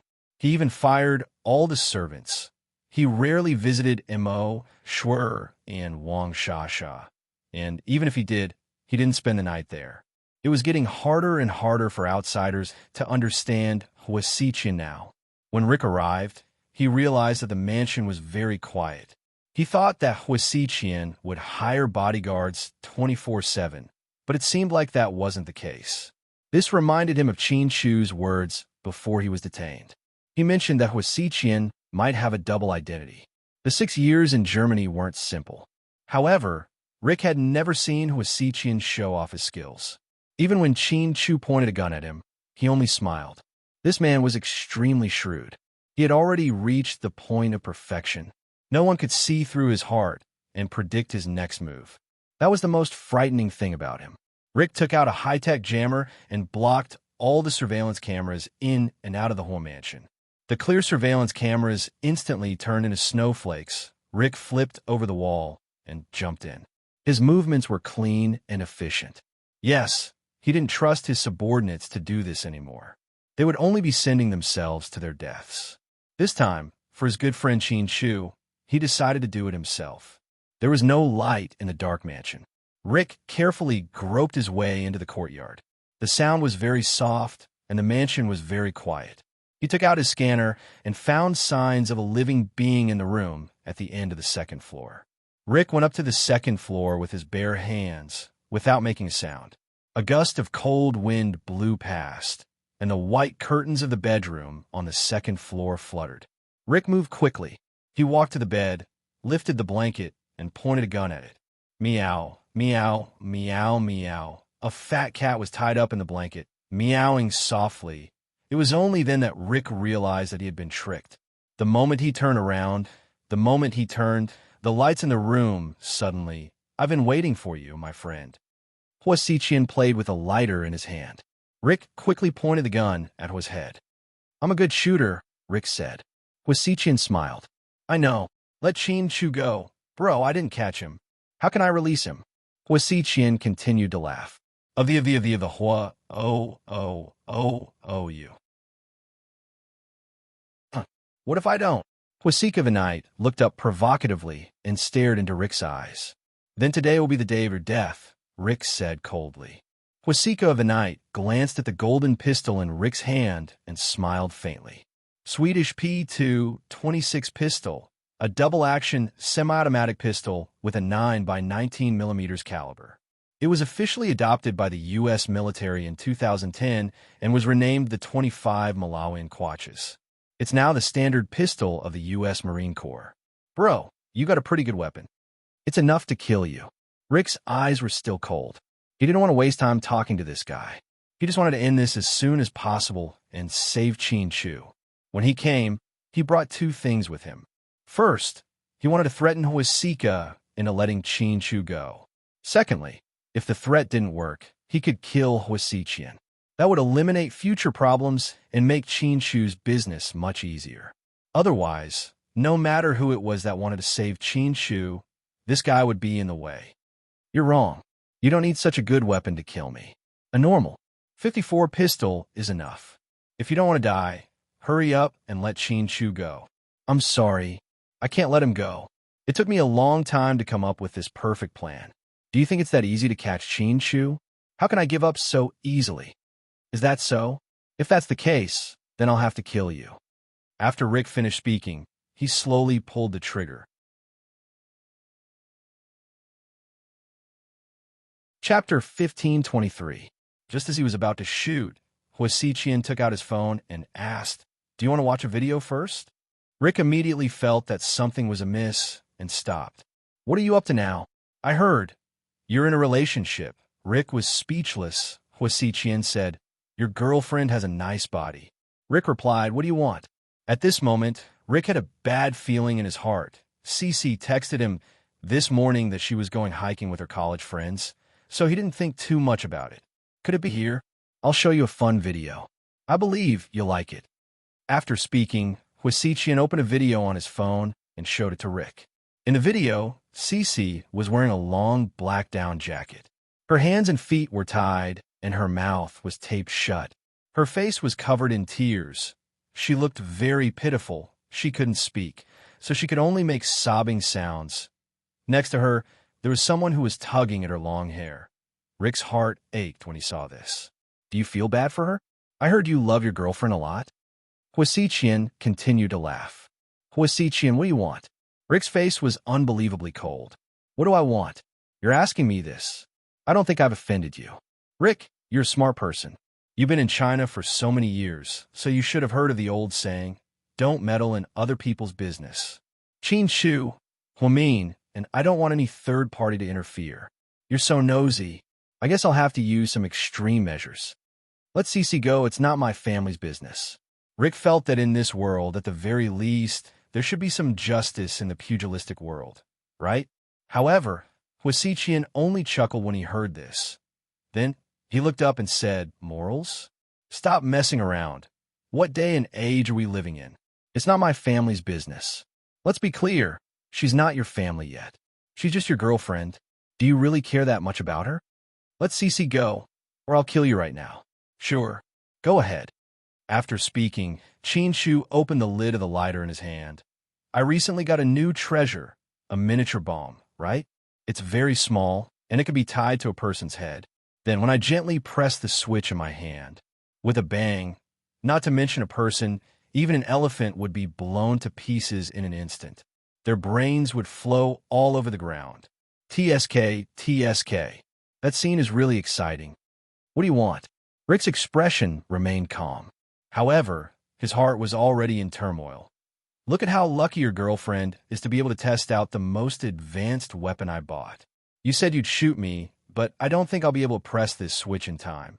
Huasiqian, fuck your mother. Rick, who had always been cold and calm, finally couldn't take it anymore and cursed. However, Huasiqian didn't care at all. If you really kill me by accident, and I don't have time to press the switch, then I'll have to trouble my subordinates to detonate the bomb for me. Ha! A female college student suicide bomber. TSK, TSK. How satisfying. Let Cece go. Rick couldn't take it anymore and roared. Okay, but you have to get out of this. You can't get involved in this anymore. Or else. Rick didn't say anything, but his gun was still pointed at Huasiqian. You have 10 seconds to consider. After 10 seconds, I'll detonate the bomb. Aren't you afraid of dying? Rick asked angrily. I am, but I think it's a blessing to have a pretty college student die with me.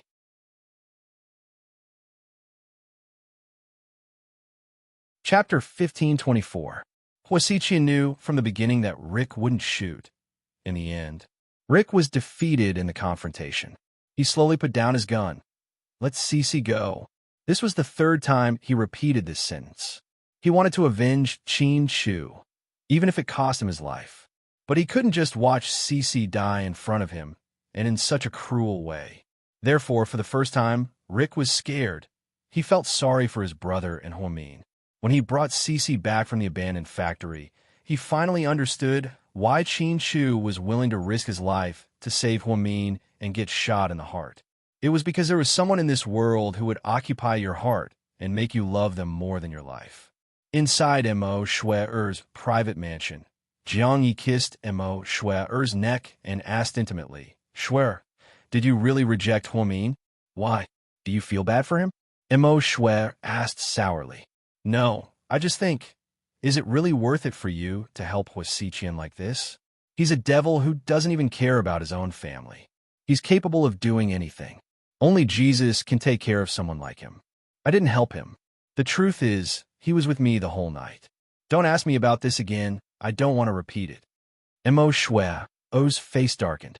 She pushed Jiang Yi's hand away and got off the bed. Huamin couldn't fall asleep in Sky Blessing Court for a long time. She took out her phone and looked at the recent news and reactions on Weibo. A lot of people were cursing her and Qin Shu's Weibo. Huamin's Weibo was even filled with Huamin's loyal fans. I think Qin Shu is a coward. How could he bear the crime of murder? Looks like GK's president is nothing but a coward. Yeah, every time Qin Shu gets into trouble, Mian has to clean up after him. He's so unmanly. I hate him. You guys are right. I also think Qin Shu is too weak and timid. He lost to Huasiqian in business, and now he even killed his wife for revenge. How low is he? Yeah, didn't they say this couple was a genius? How are they geniuses? Huamin was furious when she saw these comments. I never thought Mr. Qin was weak and easy to bully. He just has a bottom line. If he was willing to risk everything and do anything like some scumbags, he wouldn't be in this situation now. Don't just look at things on the surface. Please analyze the human nature on a deeper level. A lot of things aren't as simple as they seem. Also, you guys only saw me cleaning up after Mr. Qin, but you never saw him go through fire and water for me. That's why people always look at the gains and losses in front of them, not the past. No matter what he did to me, it's unfair to me. Also, this is between us. We don't need outsiders to comment on it. Everyone, please shut up and go to sleep. I'll solve my own problems. Whether I'm a genius or whether my husband is smart or not, it has nothing to do with you guys. Huamin took a deep breath. In the past year of their marriage, Mr. Qin performed a difficult surgery for Jushin. She was blackmailed for saving a pregnant woman. Mr. Qin helped her suppress all kinds of negative comments. She got into a fight and got sued for lingling, and Mr. Qin hired a lawyer for her. When she got drunk and caused trouble, Mr. Chin was angry but allowed it. When she was kidnapped, Mr. Chin went to help her. It all felt like just yesterday. Jiang Xiaowei saw Huomin's post in the middle of the night, so she immediately reposted it and commented, "My mean is mighty. Some anti-fans are just asking for it. If Mr. Chin is weak, then there won't be any strong men in this world." Jiang Xiaowei vaguely remembered the time when Qin Chu saved Huomin by himself. He was shot in the heart and was on the brink of death. If a man was willing to risk his own life to save a woman, then he must love her to death. Because people only have one life, not many people would dare to gamble on it. Huomin was depressed. Just as he was about to log out of Weibo, he saw a private message from Su Yu. "You're so angry. Do you want to come out for a drink?"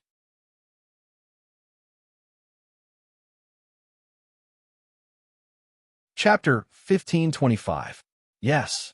It was rare that Huomin didn't reject him. Su Yu just wanted to comfort her because she was in a bad mood. He didn't expect Huomin to be willing to come out for a drink. At such a sensitive time, Huomin's every move was being watched. Therefore, the two of them thought it would be better to meet in private. In the end, they decided to meet at Su Yu's private mansion. After Huomin's R8 was destroyed, she still had a lot of cars at home, but she didn't drive them. The license plates of the luxury cars at home were too eye-catching. As soon as she went out, she would be targeted by the paparazzi. Therefore, Huomian changed into a low-key black sweater jacket and a black baseball cap with a brim pulled down. She took a taxi to Su Yu's mansion. At first, Su Yu was afraid that it wouldn't be good for the two of them to meet alone. He wanted to ask Tang Chuan, Wei Liao, and Jiang Xiaowei to come. However, to his surprise, Huomin said that it was okay. She wanted to talk alone. When they arrived at Su Yu's house, it was already 10 at night. There were many snacks and beers on the coffee table. Su Yu was a little nervous. Like a child who was about to meet someone important, he kept looking at his watch. Then, he kept sending messages on WeChat, worried about Huomin. If he wasn't afraid of being photographed, he really wanted to drive his Lamborghini to Sky Blessing Court to pick her up. Why do you have to be so sneaky like a thief? Ding dong, the doorbell rang. Su Yu immediately got up to open the door. When Huomin came, she was carrying a big grocery bag. "What the hell are you carrying?" Su Yu was puzzled. "Fruit." Su Yu was speechless. "I'm not visiting a patient. Do you need to buy fruit? It's my first time visiting your house. Don't you think it's awkward to come empty-handed?" After Huomin entered the house, he casually placed the fruits on the cabinet by the door and took the initiative to change into his slippers. It seemed that Su Yu really didn't have a woman living in his house, because there were more than 10 pairs of men's slippers in the shoe cabinet, and they were all black, gray, and navy blue. Huomin did not regard himself as an outsider. He simply took a pair of cute Totoro slippers and put them on. "These slippers are cute. I'm guessing they're not yours." Huomin smiled. Su Yu rolled his eyes at her. "Am I that childish? I'm guessing it's Tang Chuan's." Huomin continued to chuckle. "Can you stop showing off your IQ in front of me? It's as if we're all idiots in front of you." Su Yu felt that Huomin was sometimes too smart, so he didn't even have a little secret. He couldn't even tease her. "How boring. Is the wine ready?" Su Yu froze. "Didn't you ask me to come out for a drink?"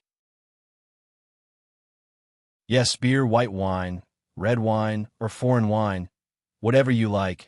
Although the wine cellar in Su Yu's house was not as big and magnificent as the wine cellar in South Hill Manor, it was still filled with wine. But there was not a lack of variety. White wine, a stronger one. Huomin ordered. "How about Erguo too?" Su Yu smiled. "Sure." Then, Su Yu really went to get 2 bottles of high-quality Erguo too. Although Huomin had a good alcohol tolerance, he rarely drank white wine because it was too strong. Also, when he drank strong white wine, he would feel as if he was on fire from his throat to his stomach. Since he asked for white wine, it was obvious that Huomin's mood was also extremely depressed. "Let's have 500 grams first, we'll split it," Su Yu said and poured a glass for Huomin, then poured a glass for himself. Huomin sat on the sofa and took off his sweater jacket. Inside, he wore a simple white round-neck t-shirt, but because it was so simple, it made people feel comfortable looking at it. Su Yu wasn't straight, but he still felt that compared to those messy so-called trends, simple things were more moving. Suyu also loved the color white, so he also wore a limited edition Versace t-shirt with some patterns on it. Hwamin glanced at the snacks on the table and looked at Suyu with disdain. He said helplessly, "Big brother, don't you have anything hot to eat at home? It's so cold in winter, and you're giving me these things. Is this how you treat your guests?"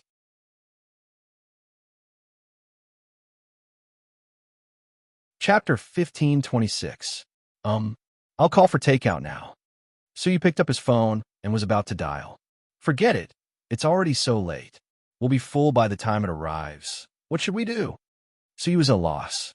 He rarely had guests in his house, so he didn't prepare anything to eat. He bought these snacks last time when Tang Chuan and the others came to play Dodiju. The problem was that he didn't expect Hwamin to come to his house, so he wasn't prepared at all. Do you have ingredients at home? So you didn't know how to answer. Hwamin didn't ask anymore. She got up and walked to the fridge. She opened the double-door fridge and found that it wasn't empty. There were a lot of beer, popsicles, and some easy-to-store food inside.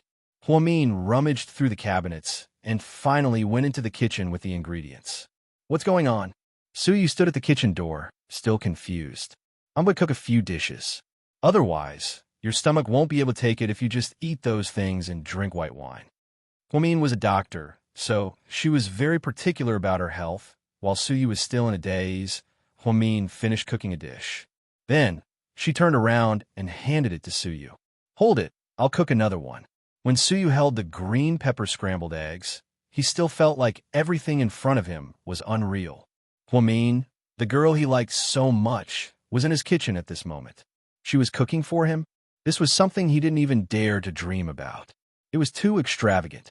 Before he left, he stole a glance at Hwamin, who was busy in the kitchen. Her slim figure made his heart skip a beat. 10 minutes later, Hwamin came in with another dish, stir-fried broccoli with sliced meat. Then, she went back into the kitchen and brought out a bowl of soup. You don't have enough seasonings, so this is the best I can do. Suyu looked at the wax melon vermicelli soup and felt an indescribable warmth in his heart. What are you waiting for? Eat. Eat a few mouthfuls, then drink. Hwamin was not reserved or pretentious at all. She was very casual, as if she and Suyu were old friends who had known each other for many years. The two of them did not speak much as they were both busy eating. To be honest, Suyu had eaten a lot of delicacies, so in comparison, Hwamin's cooking could only be considered not bad. Because it was made by Hwamin, Suyu felt happy with every bite. How does it taste? Hwamin asked casually. It's just so. Lord Su said proudly. It's good enough to have something to eat. Don't be so picky. Hwamin smiled. Do you cook a lot at home? Suyu held his bowl of rice and glanced at Hwamin. No, ever since I married Qin Shu, I rarely cook because his cooking is much better than mine. When she mentioned Qin Shu, Hwamin's eyes changed, filled with love. To be honest, Suyu was really jealous when this man was not by Hwamin's side. When she mentioned him, Hwamin would become different. How deep were their feelings for each other? I saw the comments on your Weibo. You don't have to be so calculative. Other people can say whatever they want. Just be yourself. Suyu tried to persuade her. If they're talking about me, then I'll do whatever they want. I won't respond to them no matter how harsh their words are. It's just that they said that Qin Shu is weak and useless, and that really crossed my bottom line. I know Qin Shu's personality better than anyone else. Even though we haven't been together for a long time, we know each other very well. Qin Shu has always been considerate of me, and he would rather suffer 1,000 grievances than let me get hurt.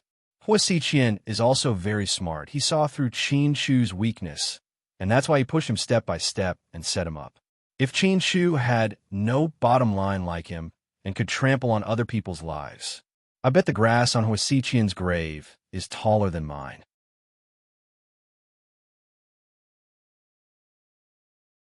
Chapter 1527. Suyu nodded. I know. Qin Shu is a respectable opponent. Even when he was in a stalemate with me, he didn't use despicable methods. I like honest and upright people. Winning or losing doesn't matter. What matters is the character of the person. Humans are different from animals because they have emotions and desires. They have a heart of compassion and a heart of compassion. Animals, on the other hand, can do whatever they want without fear.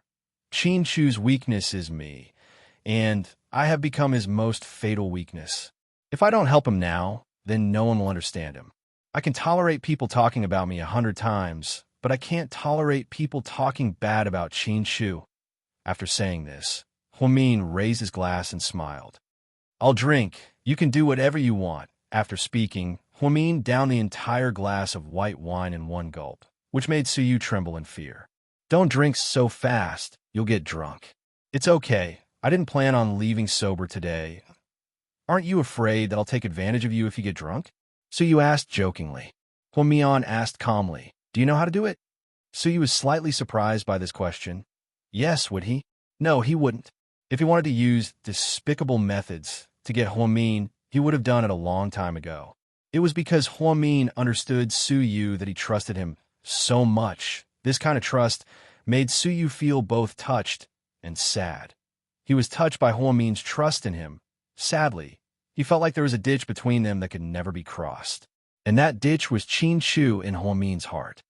Huamin, Suyu said softly, if this time Qin Shu doesn't come back, what do you plan to do? Huamin's eyes darkened, and he remained silent. Are you going to die with him like last time? Suyu asked with a heavy heart. I won't let anything happen to Qin Shu. Hua Xiqian forced us into a corner, so I won't let him kill me.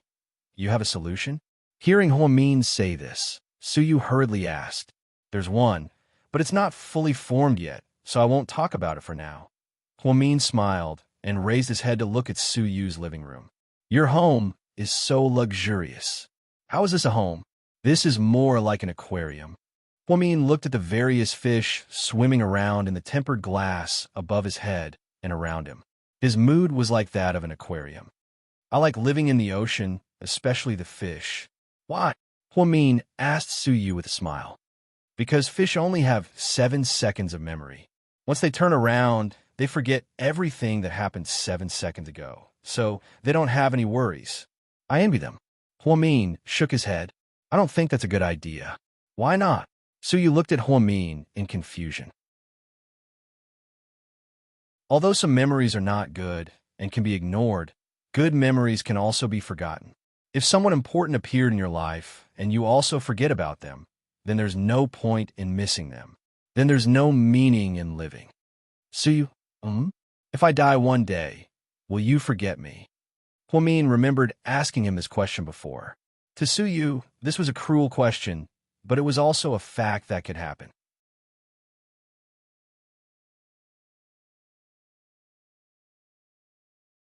Chapter 1528.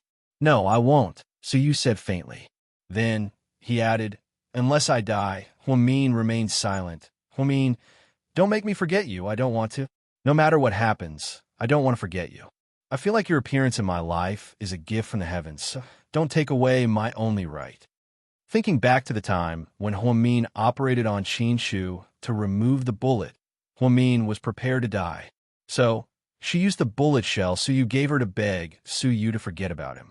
To Huamin, that might have been a relief. But to Suyu, it was a cruel request. Thinking about it now, her heart still ached. MHM, I won't. If you want to remember, then keep it in your heart. Huamin wasn't so selfish anymore. She understood Suyu's precious feelings for her. Hurry up and eat. It's going to get cold soon. Suyu smiled, changed the topic, and continued to eat. Huamin wasn't in a good mood. Therefore, she drank more than half of the bottle of baijiu, while Suyu only drank about 2 ounces. Huamin held her wine glass, then she sighed slightly. Suyu, did you know? I used to think that I would never be able to be with Qin Shu. At that time, I thought I should just let it go and be an ordinary person, live an ordinary life, and forget about the past. I even compromised with reality and planned to marry Ning Ziyuan. But then, he suddenly came back and changed everything. At first, I was angry, although I still liked him. I thought he was too selfish. He left and came back as he pleased. What did he think I was? But now, when I found out the truth, I realized that I could do too little for Qin Shu, and he did too much for both of us. So you didn't say anything. You just looked at Huamin quietly. Her eyes were like the stars in the night sky. shining brightly. When she spoke, there was a different charm to her. Suyu cherished every minute and second of being alone with Huamin, because he didn't know when he would have such an opportunity again. Perhaps it would be the last time. Therefore, he remained silent and did not interrupt. He just watched Huamin talk. Huamin was usually a man of few words. Perhaps it was because he was in a bad mood today, or perhaps it was because of the alcohol. In short, she suddenly opened up her heart and was willing to tell Suyu a lot of things. 7 years ago, I was the one who suggested the breakup, Huamin said with a smile. Now that he thought about it, he was really capricious. So you were the one who dumped him back then? Suyu asked with a smile. Yes, at that time, I thought Uncle Jing's death was caused by the Qin family, and it was because of me. My mom hated me to the core. I hated myself to the core, so I transferred my hatred to Qin Shu. At the graduation ceremony, we were going to go on stage together and announce that we were going to study in the States, but that night, I broke up with him in front of the entire school. He was shocked, wasn't he? So you suddenly felt sympathy for Qin Shu. At that time, Qin Shu must have been very sad about the sudden breakup. After all, he was still young and full of vigor. Yes, he was shocked. Not only that, but I also said a lot of heartless things. I wanted us to break up just like that. No matter how great our love is, it can't beat the entanglement of family. Plus, there was a bloody human life in between. That incident followed me for 7 years. I couldn't breathe because of it, and Qin Shu paid for our love. He went to the States alone for 7 years. Later, I found out that it was a bet between Qin Shu and his father. He was willing to use 7 years of loneliness in a foreign country in exchange for a lifetime of being with me. So when Qin Shu was young, his wish was, so he was a little touched.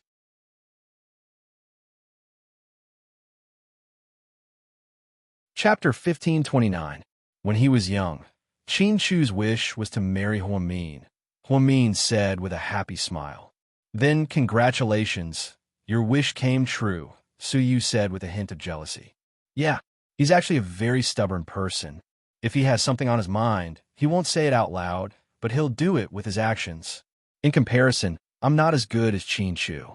In the past 7 years, I went to college in China and even found a boyfriend. So, my love for Qin Shu isn't as deep as his love for me. That was before. Now, you're not any less than him. Suyu felt that Huamin was ordinary. Yet, people's hearts are mutual. When I found out that Qin Shu endured so much for us to be together, I began to reflect on myself and try to make up for it. I want to be good to him and protect him. But I'm a newbie. Usually, when I get into trouble, he's the one who cleans it up for me. The only time I helped him was because he was willing to give me a chance. Otherwise, I'd still be a nobody. You seem to know him very well. Yeah, over the years, it's like we know each other. Although we can be impulsive sometimes, once you calm down and analyze it, you'll understand why he's doing what he's doing. When Qin Shu got divorced, I was furious at first. I even scolded him. But after thinking about it, I realized that he probably had his reasons. What reasons?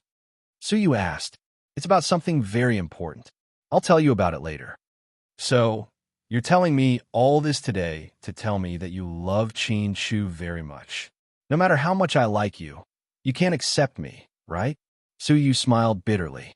No, I'm telling you all this because you'll meet many people in your life, and you'll have many relationships. Whether it's family, friendship, or love, as long as someone treats you with sincerity, it's precious. Maybe to outsiders, your feelings for me are like a child's jealousy, and you want me more because you can't have me. But I don't think that's the case. You're actually very similar to Qin Shu in many ways. You're both stubborn, and once you like something, it's hard to change it. So, I won't try to persuade you to forget me or give up on me. You're right. It's your right to like whoever you like. Not many people are willing to give up on each other, and even fewer are willing to give up on each other. That's why I cherish the relationship between me and Qin Shu so much. Huamin became a chatterbox today. Sometimes, she would talk about her life, and it was like chicken soup for the soul. Suyu was extremely smart, so how could he not understand what she was saying? Huomin's feelings for Qin Shu could be said to be undeniable, but even so, Suyu still didn't want to give up on her obsession with Huomin. Huomin was right. There were so many people in this world, and their feelings were so complicated. But how many of them were sincere? Even if they were, how long could they last? Why would there be a 7-year itch? It was because most people would lose themselves after a dull life.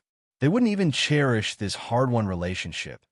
Not many people were willing to grow old together, especially in today's flashy society. Suyu, Huomin said gently. HM. He raised his head and looked at her with a doting gaze.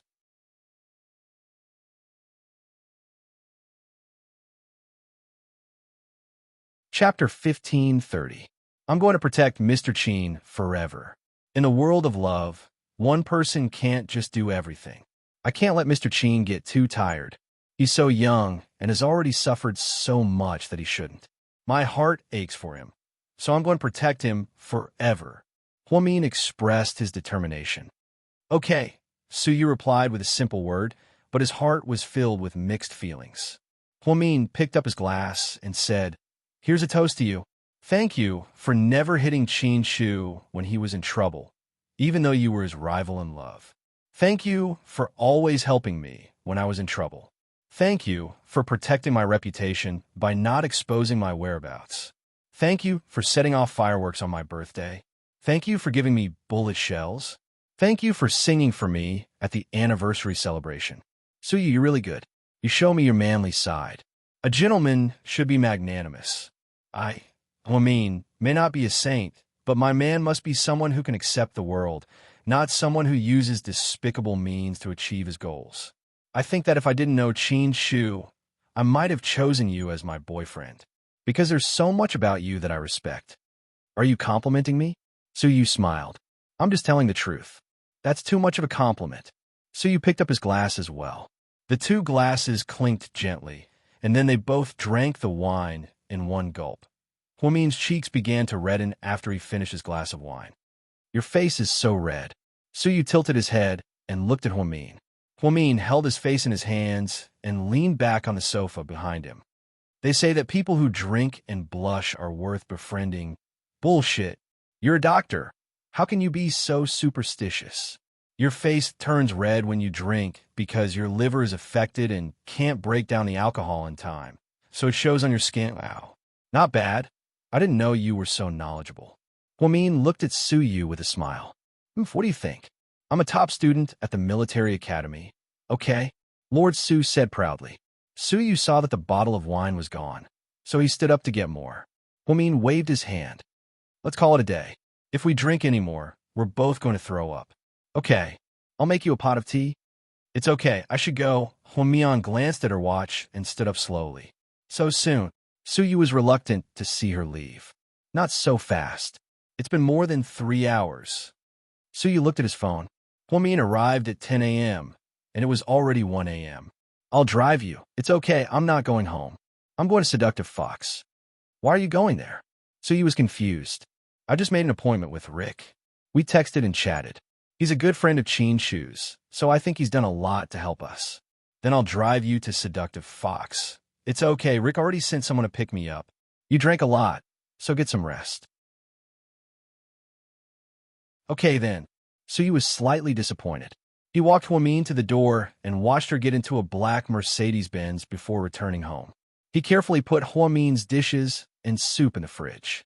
The next morning, when he was eating, Tang Chuan came in and saw Suyu eating leftovers. He was so shocked that his jaw almost dropped. Ever since he was a kid, Suyu had never eaten leftovers. Now, he was eating food from the fridge that didn't look good. Tang Chuan was speechless. Of course, he didn't know that this was Huomin's masterpiece. On the top floor of Seductive Fox, when Huomin arrived, Rick was in his office talking to the U.S. headquarters in English. Rick, you wanted to talk to me? Huomin asked slightly.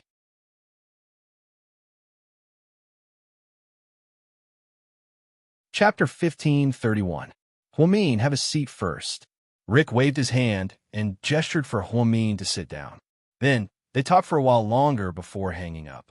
Huomin, have you thought of a way to save Qin Shu? I have an idea, but it's not the right time yet, Huamin said nervously. I don't think it's a good idea, right? Rick guessed. It's the last resort. Huamin, I tried to assassinate Huasiqian myself. Huamin was surprised.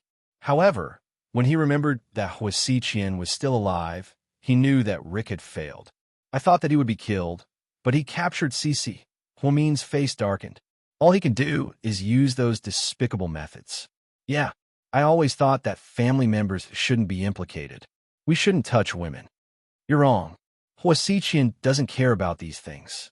He only wants results, so he doesn't care about the bottom line. I overestimated him. That's why the assassination failed. I feel sorry for Qin Chu. Rick was still feeling very guilty. Don't say that. You tried your best. That's why I call my family. My brother is now the head of the family. Huamin heard from Qin Chu that Rick's brother, Lino, was a famous mafia boss in the States. He was a very influential person. Qin Chu saved my brother's life, and we've always treated him as a good friend. So this time, we can't just stand by and do nothing when Qin Chu is in trouble. Are you guys going to? From Rick's tone, it seemed like Huamin already knew what they were going to do. That's right. After the first trial, we planned to blow up the van and save Qin Chu. Break out of prison? Huamin asked Rick. Yes. Huamin was silent for a few seconds. If he escapes, then he will have to bear the crime of murder for the rest of his life. That's nothing. The world is so big. Why do you have to stay in China? You and your families can go to the United States. Qin Chu's uncle is very powerful there. I don't think it's a problem. I don't think he'll agree. Huamin said worriedly. Why not? Qin Chu won't let Huasiqian go, whether it's for public or private reasons, Huamin said slowly. In public, it was because Huasiqian had framed Qin Chu. This grudge had to be avenged. Song Yishir was Mayor Song's daughter, and the Song family was a family friend of the Qin family. How could they investigate this matter clearly? It didn't seem likely that Qin Chu would run away with his tail between his legs just to save his life. Rick didn't think about this before, so when he heard Huamin's words, he was conflicted again. How about this? Let's see if there's a way out. If it really comes down to it, we'll have to break out of prison. Okay, Huamin nodded. That's all. I just want to discuss with you how to save Qin Chu. Cici, is she okay? She's in shock and is being protected at home. Comfort her. After all, her world is very simple and she hasn't seen anything like this. I know. Then I'm leaving. Huamin turned around and walked out. Just as he was about to leave, Rick suddenly shouted, Huamin, yeah? Hang in there.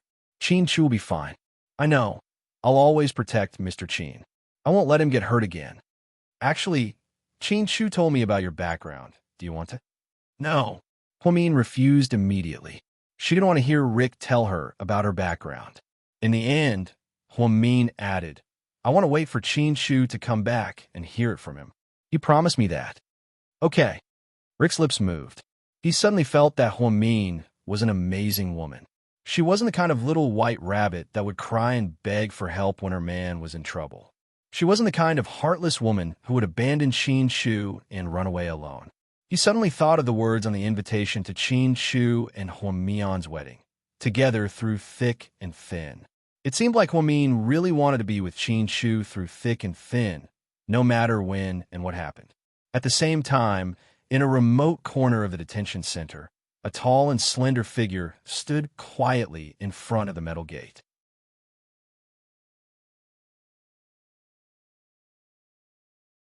Chapter 1532. Qin Chu wasn't surprised by what Huasiqian had done to him. He knew that Huasiqian was ambitious. He wasn't worried about his current situation. He just regretted not hugging Huamin more that night. When he left, he said goodbye so casually. He didn't expect to never leave the Municipal Public Security Bureau. He hadn't seen Huamin for 3 days and 3 nights. When he was on a business trip, he could still video call her or occasionally send her WeChat messages. But now, he didn't have any way to contact her. He really missed her. Mian, are you okay now? Are you worried about me? What really made it difficult for Qin Chu to sleep and feel uneasy was the pressure that Huamin had to bear alone. He really regretted falling into Huasiqian's trap so easily. Actually, it wasn't Qin Shu's fault that he didn't think too much. It was because Hua Xiqian's methods were too vicious. Qin Shu and Hua Min didn't expect Hua Xiqian to kill Song Yishu in such a cruel way. Song Yishu wasn't an ordinary socialite. She was Mayor Song's daughter. That was why Hua Xiqian was so crazy. Qin Shu vaguely remembered that Song Yishu had complained many times that Hua Xiqian was a pervert and wouldn't divorce her. He kept dragging it out. At first, they all thought that Hua Xiqian wanted to use Mayor Song's reputation to make money. Now, they realized that he had planned this step long ago. And Song Yishu was a chess piece that had been arranged long ago to be abandoned. That was why Hua Xiqian said that Song Yishu had her value. Perhaps they didn't know that Hua Xiqian had already had this idea when he first met Song Yishu. It was because she was the mayor's daughter that her death would cause a sensation. Even someone as smart as Qin Shu didn't expect such a surprise plan. Even a genius like Hua Min couldn't do anything. Hua Xiqian wasn't smart. He was just too good at scheming. Perhaps it had a lot to do with the fact that he grew up in the Hua family. Everyone in the Hua family was scheming. Every time they met and ate noodles together, they looked like they were friendly on the surface, but behind the scenes, they were filled with hostility. Therefore, over the years, Hua Xiqian had developed a habit. Every move had to be careful, and then he's to kill Hua Mian. Qin Shu calculated that the day of the first trial was almost here, and Mian would come to attend. We'll be able to see her then. Hua Xiqian's Hua S was she. S just like that. Qin Shu sat quietly in the dark room. He relied on his longing for Hua Min to get through every difficult night. It was just like 7 years ago when he was alone in a foreign country. Whenever he thought about how he could marry Hua Min after he returned to China and be together for the rest of his life, he would feel very happy. This was the only belief that supported him. The next morning, at 7 o'clock, Hua Min received a call from Yang. A young lady, come to the company quickly. What's wrong? A lot of senior executives are jumping ship. We can't keep the situation under control. Wait for me, I'll be there soon. Hua Min woke up at Sky Blessing Court and drove Jixin's Chevrolet Bumblebee to the company. When she arrived at the company, she realized that the company was indeed a mess. Recently, she had been thinking about Qin Shu. She thought that the company was fine. She didn't expect it to be a riot. A young lady, Bella, and Yang arrived at the company early in the morning. What's the situation now? 16 of our 21 department heads handed in their resignation letters today. They don't even want their remaining salary and bonuses. They went to the whole corporation? Hua Min asked. Yang and Bella didn't dare to say more and nodded. Hua Min took a deep breath. She knew that Hua Xiqian, that bastard, would always kick her when she was down, taking advantage of Qin Shu's absence. So, he began to fan the flames and poach her.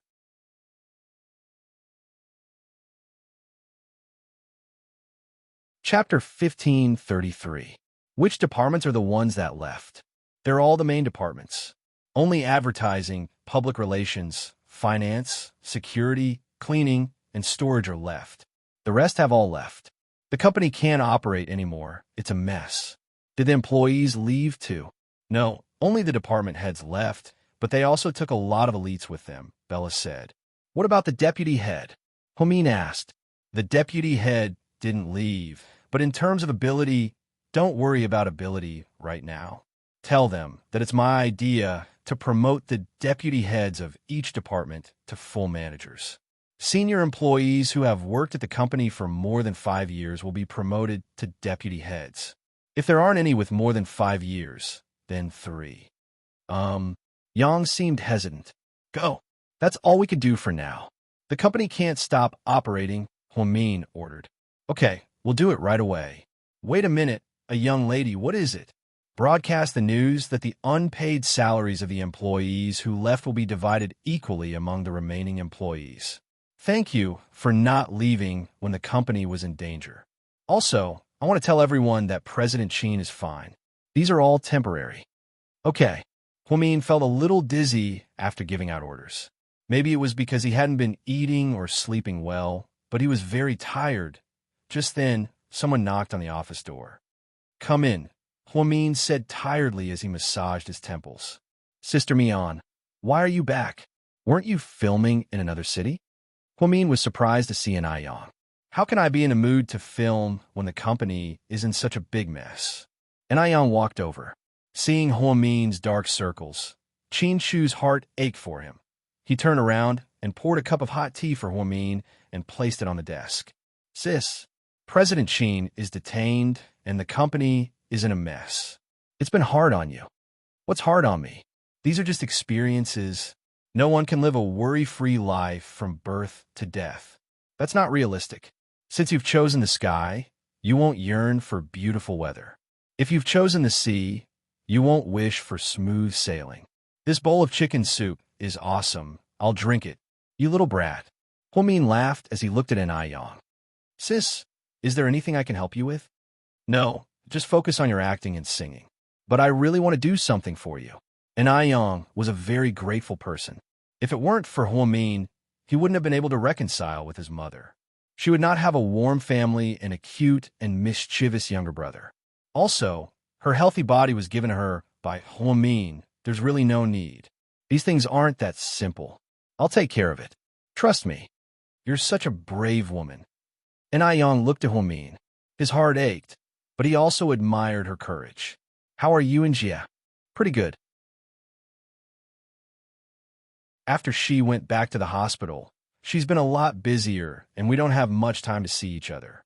However, my mom often asks her to come over for dinner. That's good. Treat her well. I know. Huamin looked at his watch and quickly stood up. Are you going out?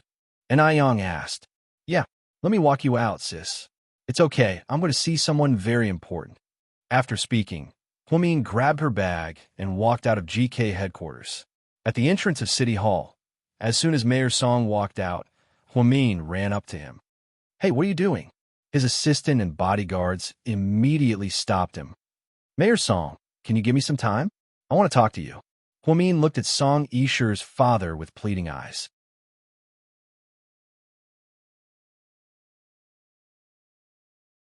Chapter 1534. Between you and me, there's nothing to talk about. Mayor Song's face darkened, as if he was hostile towards Huamin. He was certain that Qin Shu hurt his daughter because he couldn't let go of his feelings for Huamin. Song Yishi wanted to be with Qin Shu her whole life.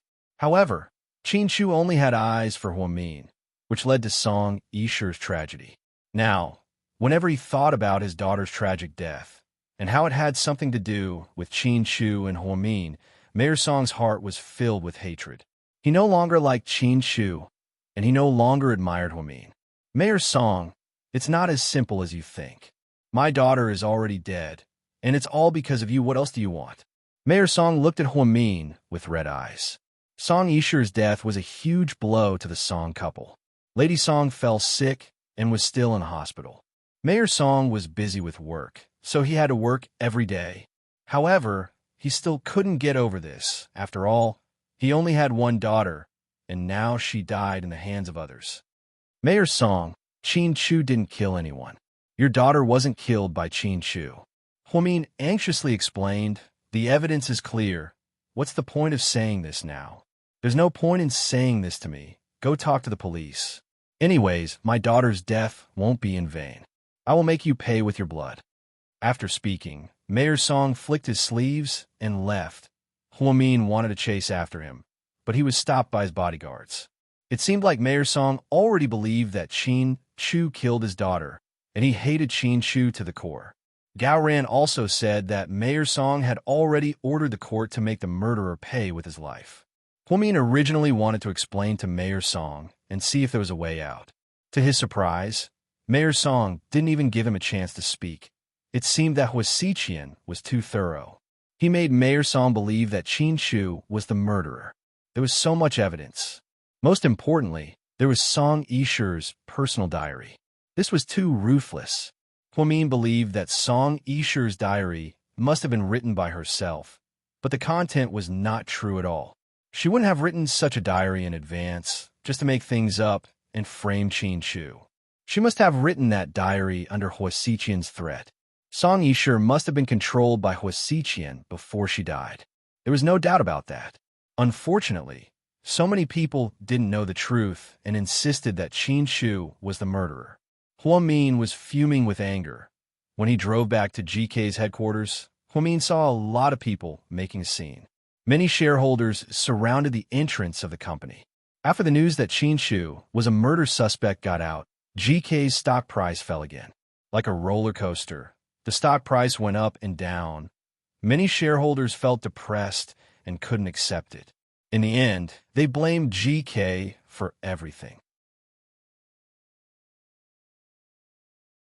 Look, that looks like Lady Qin's car. Let's go and get justice. Then, a group of middle-aged women in their 40s surrounded Huamin's car. They forced him to stop the car. Get out of the car, vampire. You're a bitch. You only know how to scam ordinary people. Yeah, profiteer. Get out of the car. Your husband is in jail now. Are you going to pay us back our hard-earned money? Huamin, get out of the car. Don't be a coward. Yeah, Mrs. Qin, please give us an explanation. I've bought so many shares of GK, and I'm going to go bankrupt from the losses. Yeah, if the market doesn't recover soon, we'll be on the roof. You have to give us an explanation today.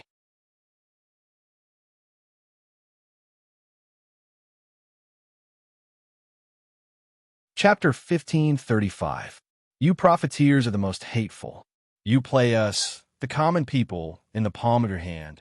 You eat delicacies every day, but we have to tighten our belts and live a hard life. Why? You vampires come down and give us an explanation. While the shareholders came to cause trouble, there were also a lot of reporters surrounding them. They were waiting for some valuable news. Some of them even fanned the flames and didn't care if things got out of hand. They magnified the issue and the conflict as much as they could, trying to stir up trouble. More and more people surrounded Huamin's car. The curses grew louder and louder. Just then, the car door opened, and Huamin slowly walked out. When she walked out, for some reason, those people automatically took a few steps back. Huamin's face was calm, without any anger or fear. She quietly looked around and asked, "You just said that you want me to give you an explanation. What explanation?" Just then, an Annie rushed up, pointed at Huamin's nose, and yelled, "Stop playing dumb. Everyone knows that GK is the worst. I thought that the crash was the last time, but after it recovered, I was sure that you guys bought a lot more. Who knew that you would release negative news about murder? Now my stocks are stuck, and I'm almost out of stock. Hurry up and pay for it." Yeah, hurry up and pay up. Cut the crap. Some of the ante also joined in the commotion. Huamin chuckled and looked at the ante. "You're not a newbie anymore. Don't you know that the stock market is a gamble? Since it's a gamble, there are profits and losses. If everyone made money, the world would be peaceful. You're asking us for an explanation when you lose money. What about when you make money? When the stock price hit its upper limit, did you buy me a piece of candy? Did you? Did you? Did you?" Huamin asked harshly. "That's our own money. We won because we were lucky. What does it have to do with you? Why should we buy you candy?" The auntie continued to defend herself. "Well said. If that's the case, then you're just unlucky to lose money. What does it have to do with me if you lose money? That's because GK paid for the shares I bought. Which law in our country says that if you lose money, you have to ask the company for money?" The auntie was instantly speechless. "Don't be unreasonable. I know that there are a lot of people who kick people when they're down. Although GK isn't peaceful right now, it's not for you guys to cause trouble. Your husband is a murderer, so you are definitely not a good bird." A middle-aged woman suddenly scolded. "Huamians, Huamian, and Huamian." The Hua of Huamin, of course. It's not up to you guys to decide if my husband is a murderer or not. There's justice in this world. I believe in the saying that God is watching what people do. Good and evil will be rewarded. As for the money, don't even think about it. It has nothing to do with me. I'm not the Virgin Mary. I don't have the heart of a savior to sympathize with you guys. Don't force me. I'm not a pushover. Bitch, you're still trying to find excuses. You're going to get us killed. I'm going to kill you." Suddenly, an Annie threw a bottle of mineral water at Huamian. It flew straight at Huamin's head. If it really hit him, he might get hurt.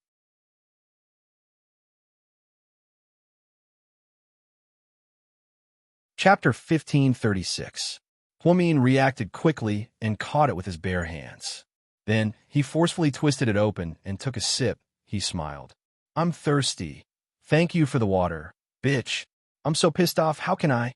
The middle-aged woman pounced on Huamin again. Huamin spat out the water that he hadn't swallowed onto the woman. Her face and body were instantly covered in water. How dare you spit on me?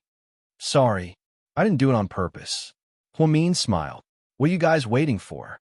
Beat this bitch to death. The middle-aged woman instigated the people around her. Before the others could react, Huamin slowly said, do whatever you want. I have HD cameras in front of my company.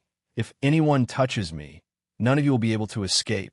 Also, my husband insured me for a huge amount of money a year ago, 50 million for my head. I suggest you guys hit me in other places. They're cheaper. It's only 20 to 30 million. If you can't afford it, don't worry.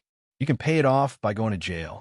You'll be able to pay it off after 20 or 30 years. Go ahead. I promise I won't touch you. Come on. After speaking, Huamin opened his arms and looked around with a smile. The strange thing was no one dared to move. This was a young lady from GK. Even though she was divorced, she was still a multi-billion-dollar rich woman. She really did have a huge insurance policy. It wasn't a bluff. So, at a time like this, who would be stupid enough to hit someone? The key was that they couldn't afford to hit her. Do you guys still want to hit me? Huamin looked around and asked. There were so many people around, but no one dared to make sound. If you guys aren't going to hit me, then I'm going to work at the company. Can you move aside? Huamin directly walked out of the crowd. Not only did no one dare to stop him, but some people even made way for him, afraid that if they bumped into Huamin, something would happen to him.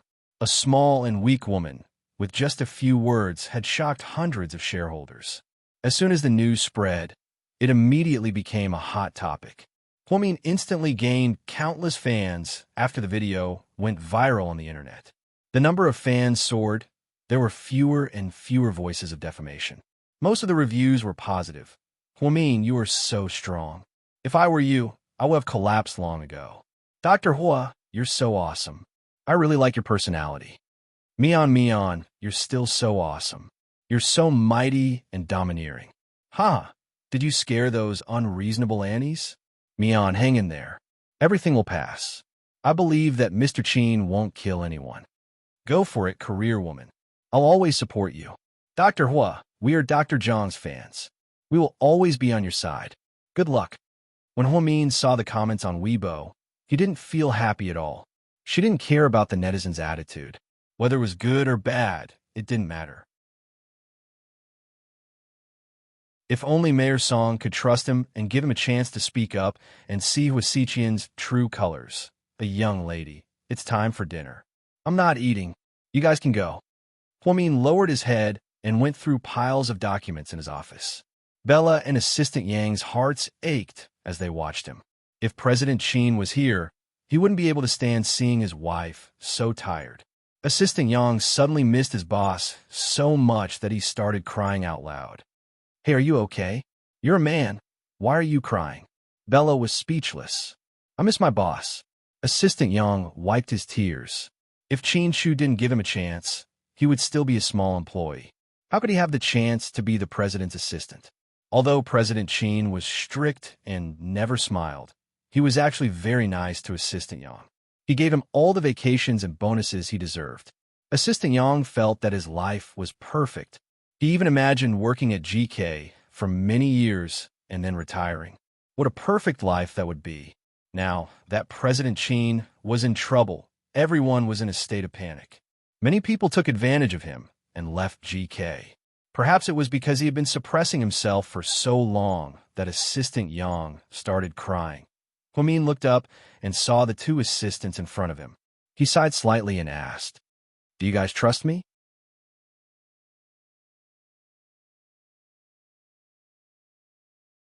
Chapter 1537.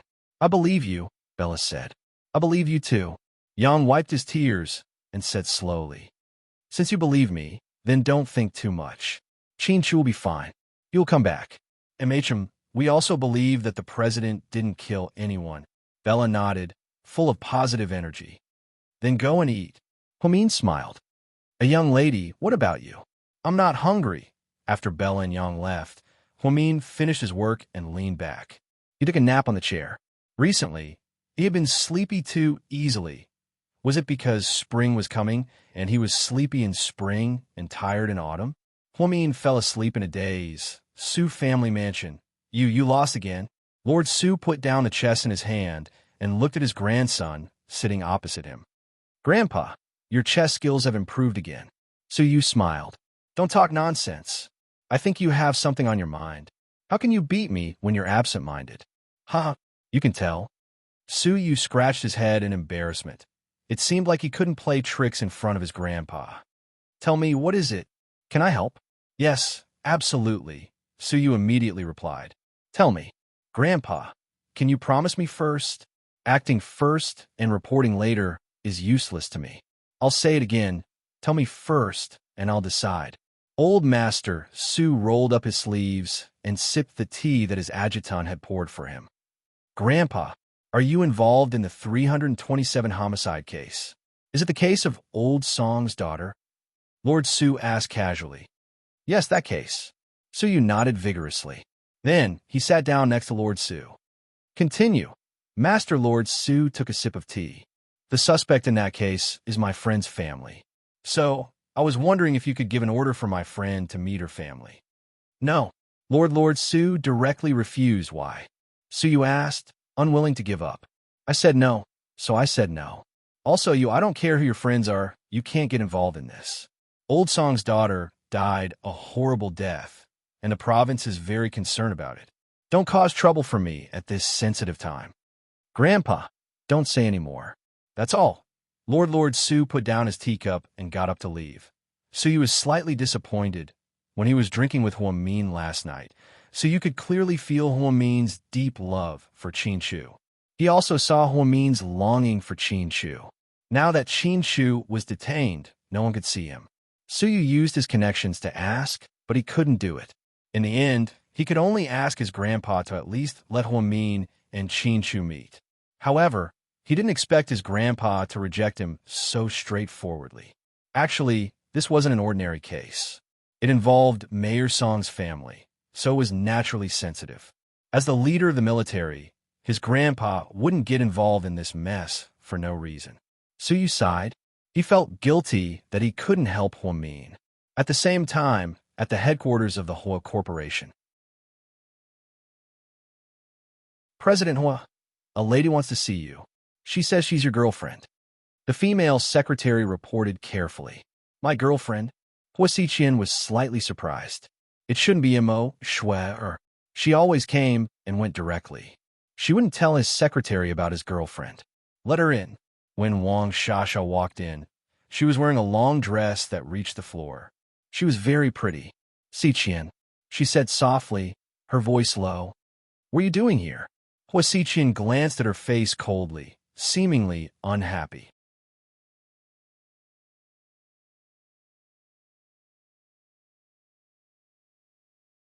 Chapter 1538.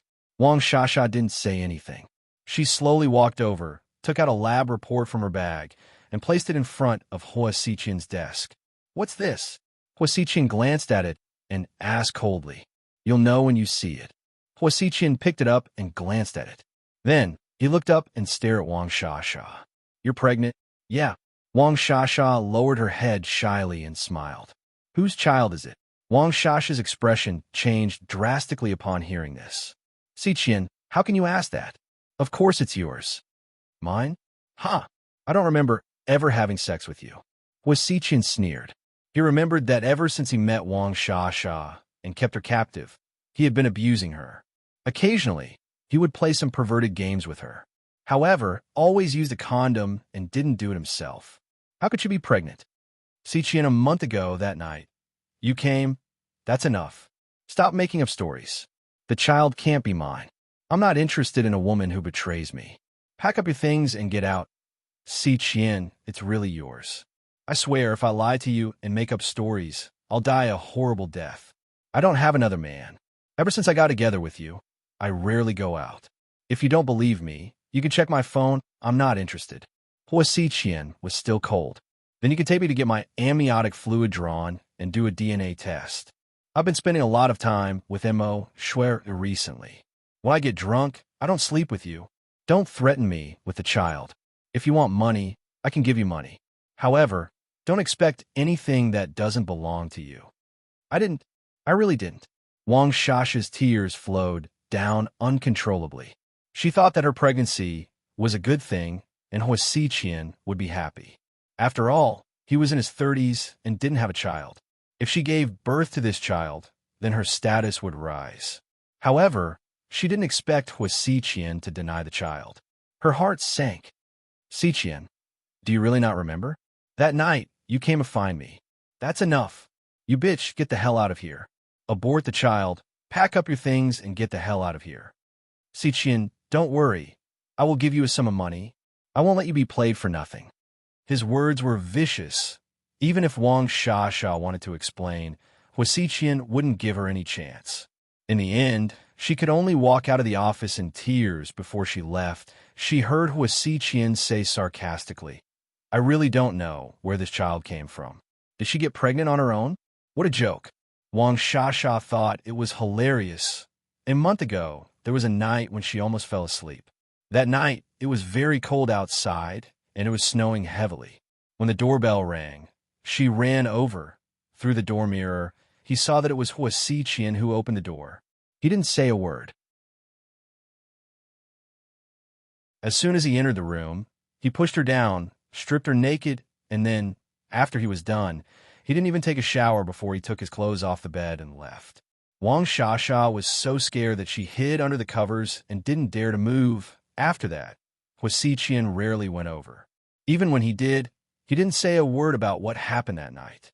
Wang Shasha didn't think that she would get pregnant.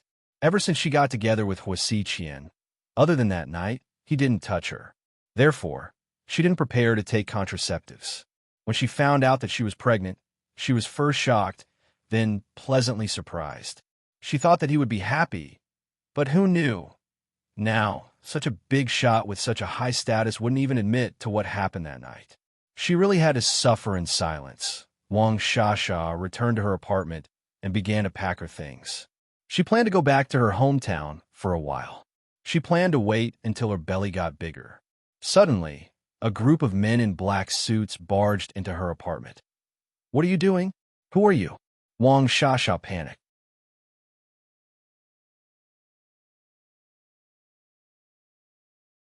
Chapter 1539. Boss said you can't leave until the baby is aborted.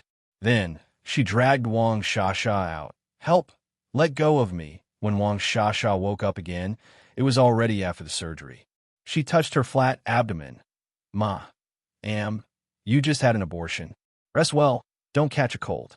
The nurse's words made Wang Shasha's heart sink. She knew that he was the one who did it. He was so cruel. Well, corporation headquarters. Boss, it's done. Okay, you can go now. Yes. Bitch, you're pregnant with someone else's child, and you still want to blackmail me. Do you think I'm an idiot if I don't teach you a lesson? First hospital. After work in the afternoon, Huamin drove to the first hospital. Mr. and Mrs. Qin hadn't been doing well for the past few days. The news of Qin Chu's arrest spread like wildfire and couldn't be covered up even if they wanted to. When Huamin arrived, Lady Qin immediately walked over and grabbed Huamin. Mian, how's Qin Chu? Mom, I don't know, I haven't seen him. Oh, what should we do? Will my son be in danger? How could he be framed as a murderer? It's so scary, what should we do? Mom, don't worry, Qin Chu didn't do it. I believe he'll be fine. Mian, come here. Dad. Huamin saw Qin Yuman waving at him and immediately walked over. Thank you for your hard work at the company. Not all. Is there any news about Qin Chu? There are 3 more days until the trial. Is it the first trial? Yes. Huamin nodded. I heard a lot of evidence is against Chu. Huamin lowered his head and didn't say anything. Her father-in-law was a very wise man and wasn't easy to fool, so she didn't plan to lie. But I believe that as long as Chu didn't do it, justice will be served. Yes, even if it's a mistake, we'll find a way to save him. So, Dad, don't worry. Just focus on your recovery. Did the company's stock market crash again? Huamin fell silent again. How much longer can you hold on? I don't know yet. I'm still thinking of a plan. Mian, if necessary, we can give up the company. It's okay. We can earn more money as long as our family is fine. Dad, I won't give up on the company. You built it single-handedly, and Chin-Chu worked so hard to run it. That was then, and this is now. I know you're strong and can handle anything, but you're also a human, and a girl at that. You'll get tired too. Don't push yourself too hard. It's okay if the company collapses, as long as we're here. Dad, I will remember what you said. Huamin comforted his in-laws for a while before he left the ward suddenly. His vision went dark, and he almost fainted. Luckily, Huamin wasn't too far away from the wall, so he leaned against it. Miss, are you okay? A grandma walked by and helped him up. I'm fine, thank you, Grandma. Do you want me to take you to the emergency room? No, it's okay. I think I've been too tired these past few days and didn't sleep well. Huamin smiled. You young people are really hardworking. Sometimes you'll work overtime for days and nights without sleep. You can't do that. You're draining your life away, kid. I know. Thank you, Grandma. Huamin thanked her again and slowly walked out of the hospital. However, just as he walked out of the hospital, he received a call from Yang. A young lady. Someone is trying to buy out our shares on a large scale.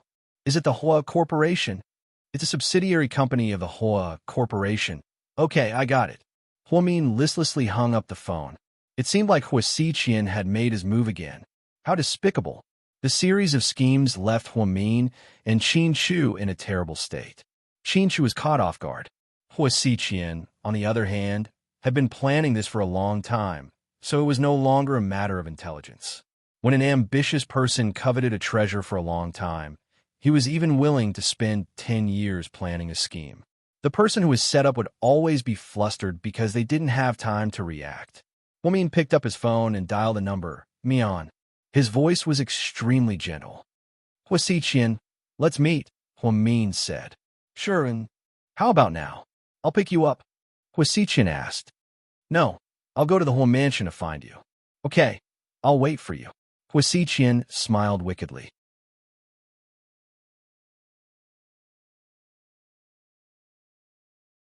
Chapter 1540. Before Huamin went to see Hua Xiqian, she went back to Sky Blessing Court. She changed her clothes. Maybe it was because she was in a bad mood these days, but she had been wearing dark clothes. Most of her clothes were at South Hill Manor. Even when she divorced Chin-Chu, she didn't bring all her clothes back. After looking around, she only found a pure white sweater. She changed into a pair of dark blue pencil pants and a pair of flat boots. She wore a wine-red cashmere coat. Huamin looked both intellectual and elegant. She looked at herself in the mirror and felt that she looked a little pale. Before she left, Huamin carefully put a small light blue bottle in her bag. The Hua Mansion. Huamin hadn't been here in a long time. Seeing this place reminded her of a lot of things. Her mother and Hua Yinyan's love and hate relationship, her past grudges with Hua Si and Hua Yinyan, Grandma's funeral, Shun Jianni's begging, and Jiang Hong's coercion. Everything seemed to have happened just yesterday. However, things had changed. The Hua Mansion wasn't luxurious or extravagant. It was just that the location was good and close to the city center. This was a wealthy area that was built a long time ago. However, it was a little old now. The empty mansion was no longer as glorious and lively as it used to be. Ever since Jiang Hong had moved out, the mansion was now empty. After Jiang Hong left, Hua Xiqian was really the only one left. He would even cook by himself. Knowing that Huamin was coming, he drove to the nearby supermarket and bought a lot of fresh ingredients. Huamin stood in front of the Hua Mansion. After hesitating for a moment, she slowly pressed the doorbell. Hua Xiqian opened the door and smiled when he saw Huamin. Mian, come in. He smiled gently. Huamin didn't say anything and walked in directly. She looked around the living room. It was still the same as before.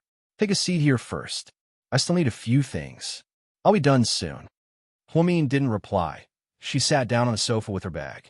Hua Xiqian placed a fruit plate in front of Huamin. Mian, have some fruit first. Are you hungry? Hua Xiqian, I'm not here to eat with you. I'm... Before Huamin could finish, Huasiqian interrupted her. She'll listen to me today. Wait for me. The food will be ready soon. After speaking, Huasiqian walked into the kitchen. Huamin didn't say anything. She didn't smile on her face's face. After Mian, she waited for about 10 minutes. Huasiqian brought the dishes to the table one by one. Then he called out to Huamian, Mian, dinner's ready. Come over. Huamin slowly stood up and walked over. Glancing at the table, she saw a dazzling array of seafood, vegetables, and fruit salads. There was a lot of food. There was no way the two of them could finish it all. Even 8 people couldn't finish it. They were all Huamin's favorites. There were king crabs, Australian lobsters, bamboo shrimps, mantis shrimps, giant conches. Mian, sit down. Huamin didn't say anything and sat down. Huasiqian placed another bowl in front of Huamin. This is brown sugar, ginger water. Drink it first. You won't have a stomachache when you eat seafood later. I'm not here to eat, I know. If you don't want to eat, you can sit with me, he said. Then, Huasiqian sat down across from Huamin and picked up a crab to eat with relish. It's still cold, so the crabs aren't that fat, but they're pretty fresh. The fisherman caught them that day. You can eat less. I'm not eating, Huamin replied with a straight face. I remember that you love seafood the most. I was thinking if you come back for dinner in the future, I'll prepare a lot of seafood for you. I want you to eat to your heart's content. Huasiqian laughed as he spoke. Today, he became a chatterbox, rambling on and on. Huamin just looked at him quietly.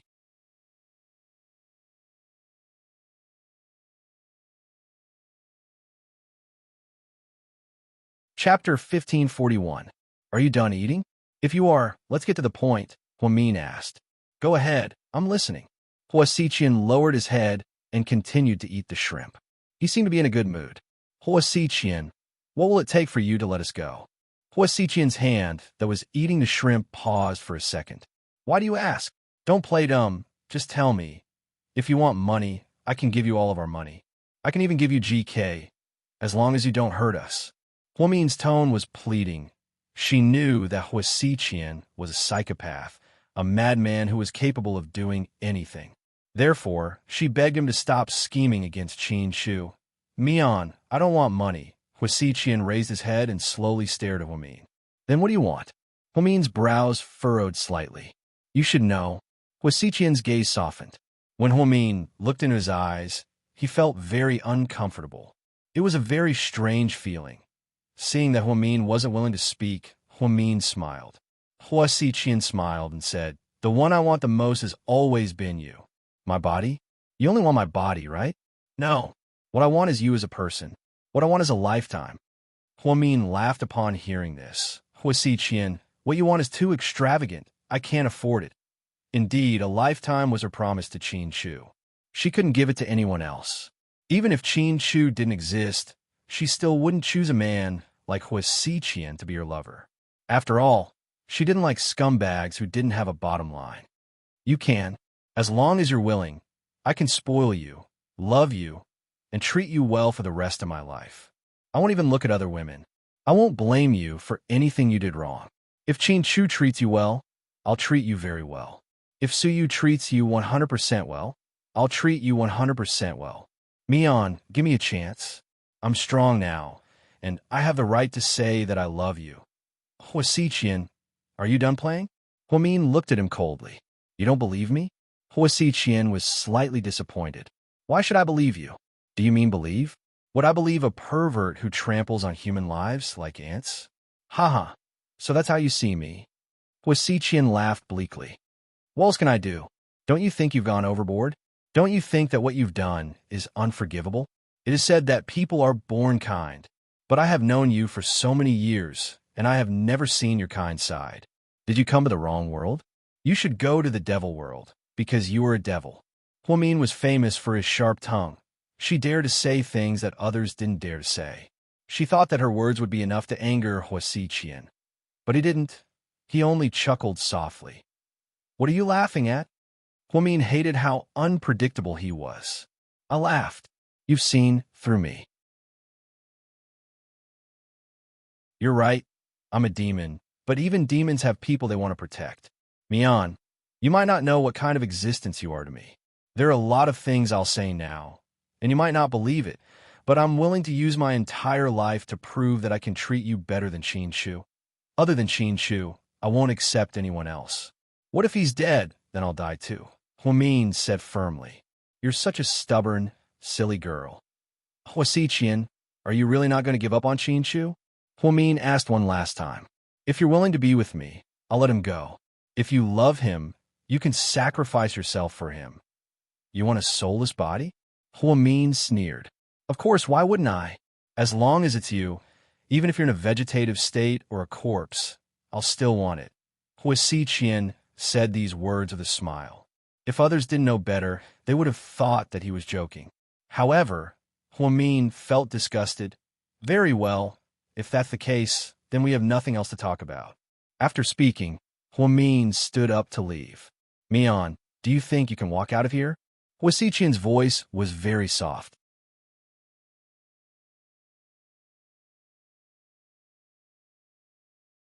Chapter 1542. Haha, what's wrong? Are you threatening me? I'm not threatening you. Do you think you'll walk out of here so easily today? Huamin, turn around. Do you think I came here unprepared? I can tell you very clearly that no high-tech equipment will be of any use in this house. No matter how many helpers you bring outside, they will all be taken care of by my people. So, don't think about reinforcements coming to save you. So, I'm such an idiot in your eyes. Why would I need reinforcements and phone calls? Do you have something even more fun prepared? Do you want to try? Huamin smiled beautifully. Huasiqian stared at her for a few seconds. The two of them looked at each other in silence. Both of them were smiling, but neither of them spoke. In the end, Huasiqian spoke first. Mian, I don't want you to leave. Can you stay? In your dreams. She would never spend a night in this damned place again. Never again. I won't do anything to you. I just want to sleep here like last time. I swear. That's not possible. Huamin refused without hesitation. What a stubborn brat. Then I'll have to take care of Qin Shu first. Do you think if he mysteriously dies in the detention center, the police will just dispose of his body? Huasiqian smiled eerily. Don't touch Qin Shu, or I'll kill your entire family. Huamin was truly furious this time. Silly girl, I don't have a family. You and I are the only ones left in the whole family, so don't be silly.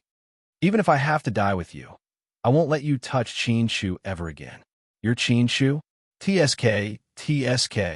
You little brat, you're making me jealous. Huamin was so protective of Qin Shu that Huasiqian was envious of her. You just don't have a bottom line.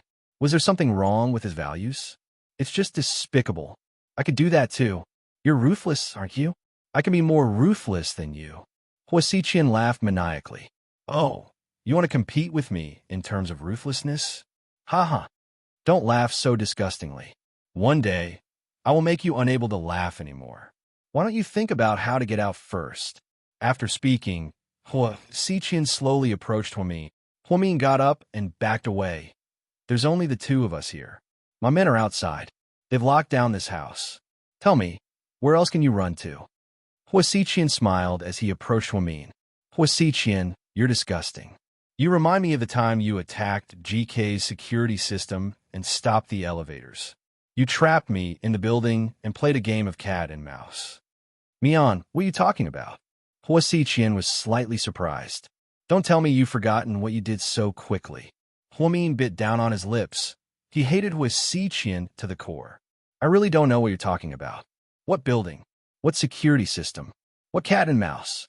Did you get the wrong person? Impossible. I'd recognize your face even if it turned into ashes, Huamin said with certainty. Then is there someone who looks exactly like me? Huasiqian asked. Don't pretend with me, it's you. Only you would do something so disgusting. After speaking, Huamin turned around to leave. Mian, why are you so stubborn? I told you, you can't get out, really? Then let's try. After speaking, Huamin reached in her bag and took out a light blue bottle. What's that? Huasiqian was slightly surprised. It's something that can send you and me to hell instantly. For the first time, Huamin revealed an evil smile. Huasiqian put away his playful smile and became serious. This was the first time in all the years he had known Huamin he saw such a dangerous expression on her face.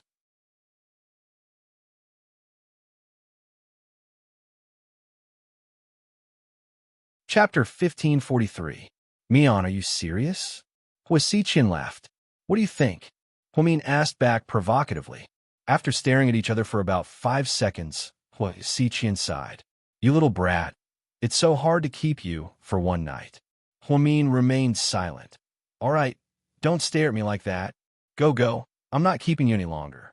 Upon hearing what he said, Huamin turned around and left. However, she still held onto the light blue bottle tightly in her hand. Huasiqian didn't say anything until Huamin walked out of the mansion. He just quietly looked at her back.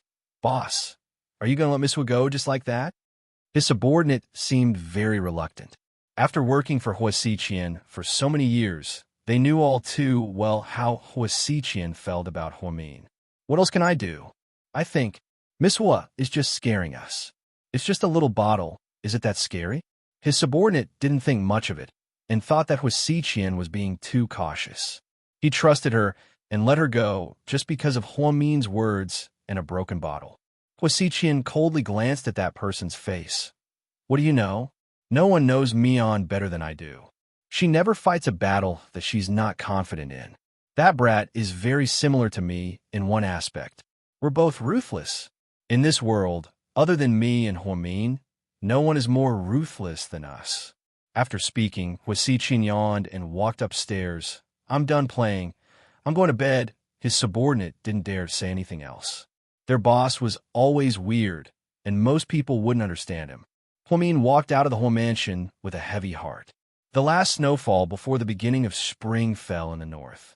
It was shockingly heavy. Huamin parked his car in front of a shopping mall, which was a rare sight. Then, he walked around aimlessly. After an unknown period of time, she felt that she was about to lose consciousness from the cold. Suddenly, a black cashmere coat was draped over her body. She turned her head and glanced at Suyu without a trace of surprise. Chinshu was not by her side. At this time, if there was someone who could put himself in her shoes, that person would definitely be Suyu. Before Huamin could speak, Suyu said, when Tang Chuan drove past the Bifrost, he saw you walking here alone. So he told me. Oh, Huamin replied faintly. It's so cold. Do you want to freeze to death? No. Huamin was in low spirits. Not in a good mood. Yeah. Huamin nodded. Tonight, when she went to negotiate with Huasiqian, not only did she not get anything out of it, but it also increased her psychological burden. Huasiqian accidentally mentioned that he tampered with the detention center and asked her to collect Chinshu's body. This became a rock in her heart. It was so heavy that she couldn't breathe. You can't take it out on your own body. Silly. Suyu's cashmere coat was really warm. It instantly warmed Huamin's heart. Do you still want to walk? I'll go with you. No. Come with me to the Sunset Cliff. Why are we going there? Suyu was surprised. The Sunset Cliff was a very remote cliff. Because it was close to the sea, the terrain was very steep. Other than a few mountain climbers who were willing to go there, basically no one went there. It was very sparsely populated. I need to take care of something. After Huamin finished speaking, she followed Suyu into his Lamborghini. When they arrived at the foot of the Sunset Cliff, the mountain path was very steep. Plus, it was nighttime, so even a sports car couldn't go up. The two of them walked up. Suyu was born in the military, so he was very energetic. Huamin, on the other hand, was much friendlier. Her pace slowed down. Are you tired? Let's take a break. Suyu asked. No need. You only know how to hold on. I'll let you die from exhaustion. After Suyu finished speaking, he didn't care if Huamin was willing or not. He picked her up horizontally, then he placed her on his back and carried her away. Hey, Suyu, Huamin loudly protested.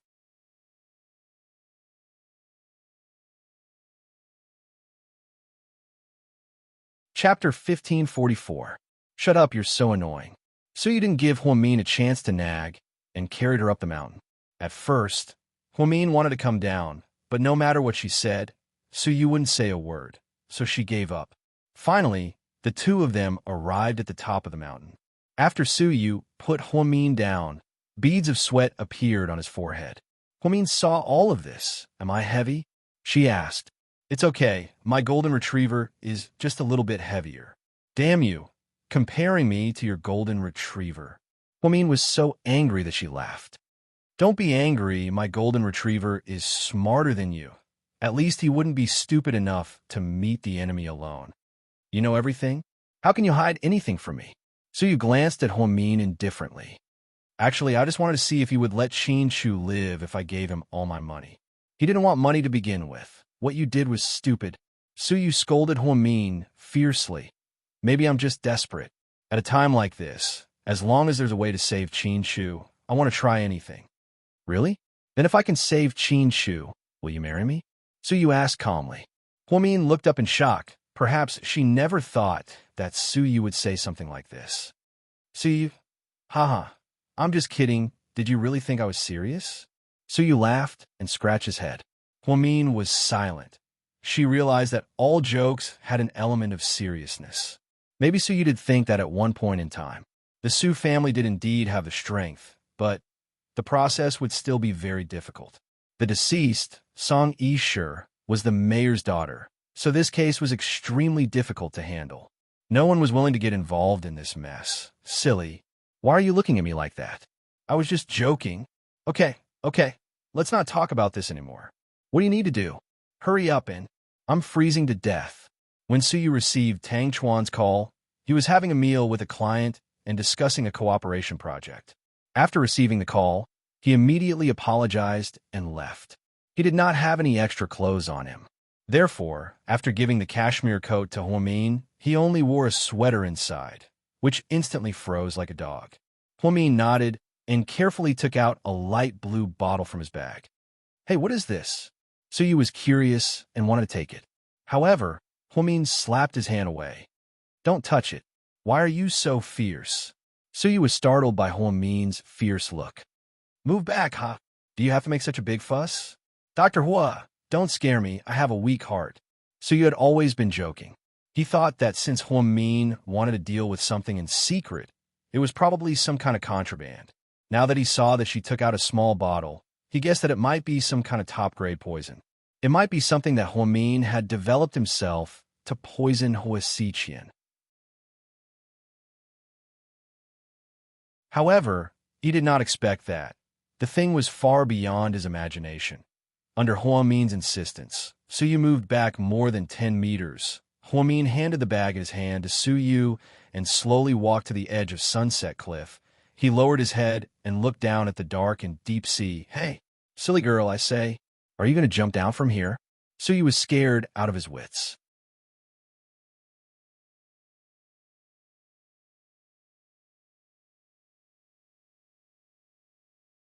Chapter 1545.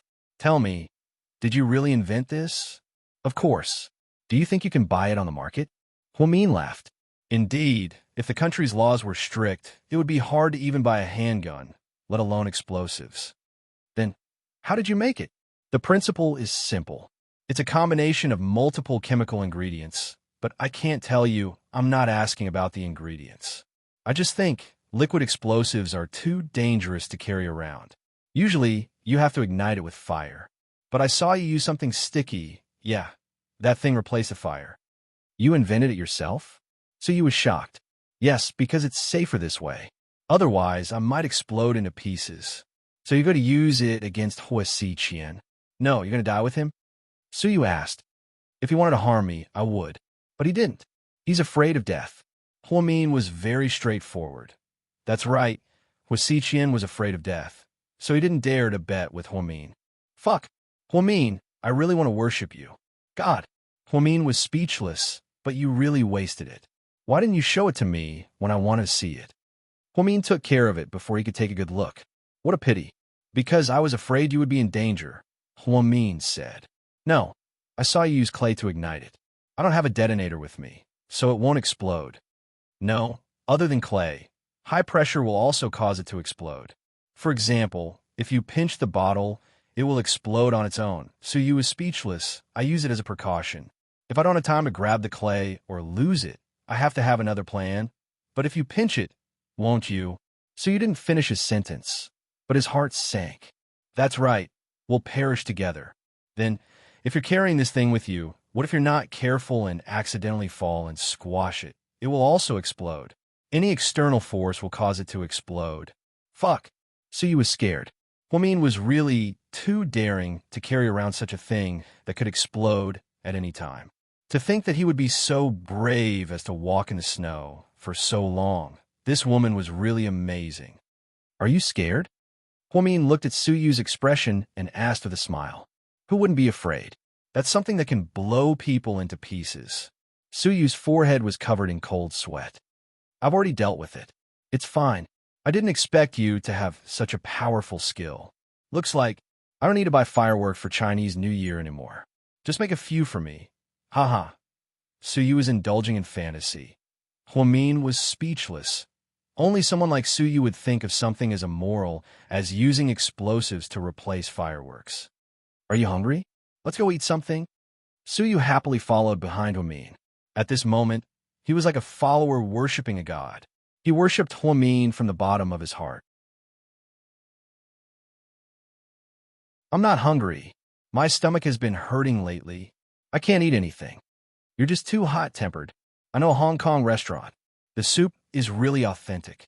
Let's go there. Tell me about your thoughts on developing explosives.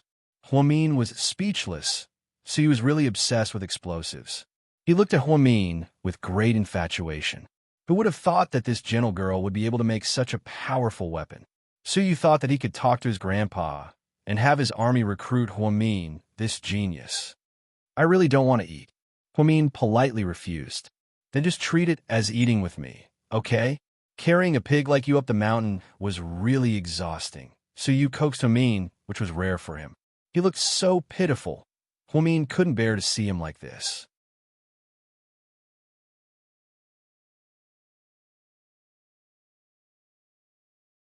Chapter 1546. Okay. Seeing that Huamin finally agreed, the corners of Suyu's mouth curled up. He was in a great mood. Inside the Hong Kong tea restaurant, Suyu ordered a table full of food, but Huamin didn't have much of an appetite, so she barely ate. Suyu then asked the waiter to make her some bird's nest soup. You don't look very well. You should sleep more. Suyu looked up at Huamin as he ate. Huamin touched her face and forced a smile. I can't sleep. Hey, when your mom named you Huamin, did she tell you to sleep more? Suyu laughed. Huamin, when it comes to bullshitting, I admire no one but you, Suyu. You're the president of a company, but you're not serious at all. Ha ha, I'm just trying to make you happy. Suyu smiled as he put another shrimp dumpling on Huamin's plate. Try this, it's not bad, it's very fresh. Huamin didn't want to reject his kindness, so she took a bite. Suddenly, her stomach began to churn. It was extremely uncomfortable. Seeing the change in Huamin's expression, Suyu quickly asked, What's wrong, are you okay? Huamin shook her head. You look, I'm fine. I don't have much of an appetite. You can eat. Huamin stopped eating.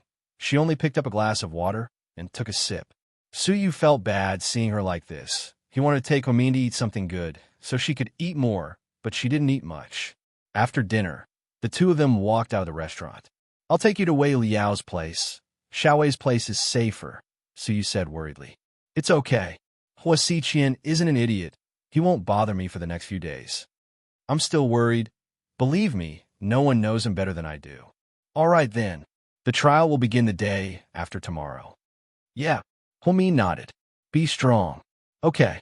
Huamin raised his head and continued to smile. Her smile made Suyu feel a slight pain in his heart. His heart ached for Huamin, who was supporting the overall situation by himself. Then I'll send you back to Sky Blessing Court.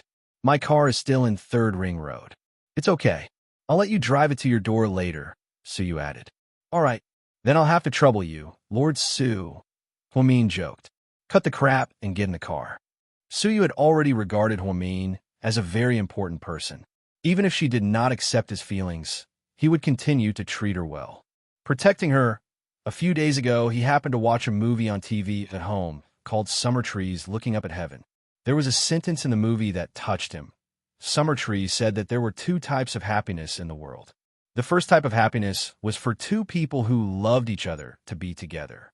If they couldn't be together, then please fulfill the second type of happiness. The second type of happiness was for the person you loved to be happy forever. Su-yu felt that it was almost impossible for him to be with Hwa-min. Therefore, he was willing to quietly watch Hwa-min be happy.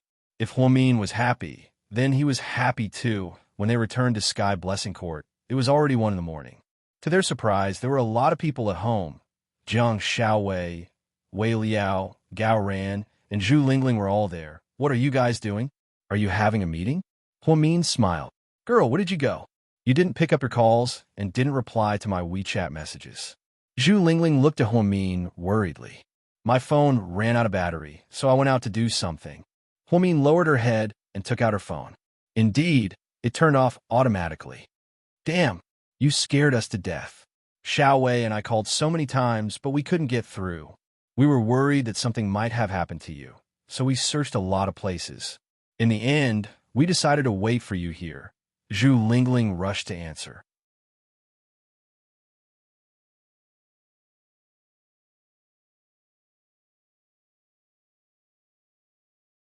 Chapter 1547. I'm fine. I went out for supper with Lord Su. Hwa-min smiled. You're really something. Why didn't you tell us that you had a beauty with you? You made my pregnant wife worried. Wei Liao smiled at Su-yu. If I told you animals, would I still be able to eat? Su-yu retorted. Hwa-min held Xiaowei's hand. Slightly. I'm sorry for making you worry. You guys should go home. It's too late. You're pregnant. Mian, sleep at my place tonight. Jiang Xiaowei was still worried. It's fine. It's safe here. I don't like the bed. I didn't sleep well at your place, huh? Hwa-min insisted 3 times before everyone agreed to let her stay at Sky Blessing Court alone. Mian, the court hearing is the day after tomorrow. Gao Ran's voice was very hoarse. He had been busy helping Qin Shu these past few days. However, it was useless. Even his father couldn't do anything, which made him very anxious. He also had a retraction needle on the back of his hand. It seemed like Gao Ran was also sick. Hwa-min didn't have the heart to torture everyone. I'm a little tired today. I'll go in and rest. I still have a lot of work to do at the company tomorrow. You guys should go to bed early. I'll see you at the court entrance the day after tomorrow. Okay, then you should go to bed early. Zhu Lingling nodded. Mian, if you don't dare, call me immediately. I'll get the driver to pick you up, Jiang Xiaowei said worriedly. Okay. After everyone left, Su-yu was the last to leave. Are you really okay? He asked again worriedly. I'm really fine. Then I'm leaving. Okay. Oh, right. Wait a minute. Hwa-min called out to Su-yu. He turned around. About the liquid explosives. Before Hwa-min could finish, Su-yu continued, I won't tell anyone. Smart. Good night. Hwa-min smiled. Good night. When he left Blessed Heavenly Garden, Su-yu's heart was heavy. He drove to a nightclub to find Tang Chuan to drink and relieve his boredom. What's wrong? Didn't you say that you spent the night with Hwa-min? What's with that expression? Tang Chuan laughed. Repressed. What's there to be suppressed for? If it were up to me, you should take this opportunity to take down Hwa-min. Qin Shu is trapped. This is your chance. Get lost. Don't talk to me about this. You're such a coward. In my opinion, you'll never be able to get Hwa-min like this. Tang Chuan sometimes disagreed with Su-yu's way of doing things. He still liked the old Su-yu. He was domineering and arrogant, fighting for whatever he wanted. If he couldn't get it, he would take it by force. He was like a bandit. However, when faced with Hwa-min, Su-yu became timid. He didn't dare to do anything and could only grieve by himself. Su-yu didn't say anything and just quietly drank.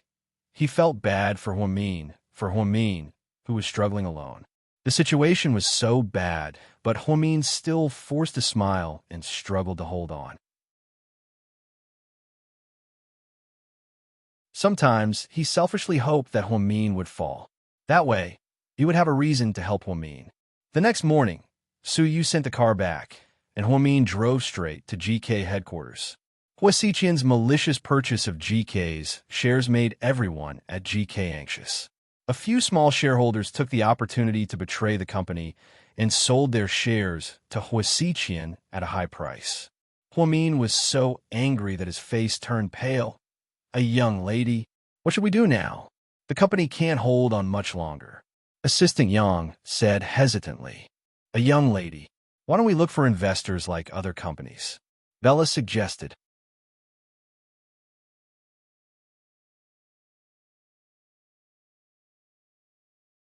Chapter 1548. Just then, there was a knock on the door. Come in. Huamin looked at the door. Sister Ingzi walked in her high heels and placed a stack of contracts in front of Huamin. A young lady, we want to terminate our contract. Huamin was slightly surprised and looked up at her. Terminate what contract? Bella was confused. A young lady, don't blame us for being heartless. And Aiyong loves you deeply and has always treated you like an older sister. He's too embarrassed to say it, but I'm his manager, so I can't say it. This concerns the future of our studio. And Aiyong is very popular right now, and many film companies are offering high prices. Imperial Star and the Hua Corporation are both good candidates. Anyone with eyes knows that our company is about to go down. If we continue to hold on, Aiyang's fame will be ruined, and then we won't be able to offer as high a price as we are now. If you're really good in Aiyang, let him go. Dying on his own is better than dying in a fight. What are you talking about? Bella was furious. Ingzi, are you trying to kick us when we're down? Assistant Yang couldn't stay calm. The entertainment company had given Yang the best resources and customized many movies and TV shows for him. They even found a famous producer to produce a new album. Now that they had reached the highest level, Ingzi wanted to terminate their contract. You can't blame us for this. People are all realistic. As the saying goes, every man for himself, and the devil takes the hindmost. A young lady, you're a sensible person. Let's not ask for compensation. After all, Aiyang has been working for you for so long. Working for you? Haha, if I remember correctly, I saved Aiyang's life. Huamin laughed. Sister Ingzi's expression changed slightly. Aiyang probably doesn't know that you made this decision for him, right? Huamin asked. That's right. That kid is pure and cares a lot about relationships, so she won't agree to terminate the contract. I'll take over her. So what makes you think that I won't ask for double the penalty? Huamin continued to laugh. Haven't you always treated Aiyang as your younger brother? Don't tell me you're trying to scam little brother's money? Sister Ingzi panicked. Ha! Little brother wouldn't do that to big sister, right? You would never leave your sister when she's in trouble. Bella mocked from the side. I don't have a choice. President Qin is in trouble and the company is half dead. You can't let us suffer together with you. I have a lot of people waiting for me to make a living. Friendship is friendship, but even brothers have to settle accounts. Sure, if you pay me double the penalty, I'll immediately terminate your contract, Huamin said without hesitation. Double the penalty was not cheap, and Ingzi would not agree to take it out. Aiyang treats you so well. How could you treat him like this? This has nothing to do with Aiyang. It has to do with your studio. If I love my younger brother, I can give him money in private. But when it comes to work, that's a separate matter. Didn't you say that brothers should settle accounts clearly? But ever since Aiyang joined GK, he's made a lot of money for you guys. Ingzi argued. We spent a lot of resources to build him up, Huamin retorted. Haha. Fine, since it's come to this, don't blame us for falling out with you. I've already made plans with a lot of reporters, and I'm going to announce that you're making things difficult for us to terminate our contracts. I'm going to show everyone how fake you are and how you treat Aiyang as your brother. Ingzi threatened Huamin. Haha. You know what? I hate being threatened the most in my life. So, Ingzi had a smug look on her face. So, you still remember how you sold out GK and leaked Aiyang's new album in advance and framed Chinjia, right? Huamin stared at Ingzi and smiled meaningfully. Ingzi's expression immediately changed. I don't know what you're talking about.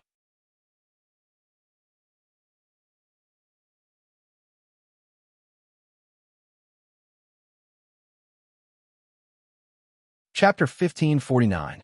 If you don't want people to know, then don't do it in the first place.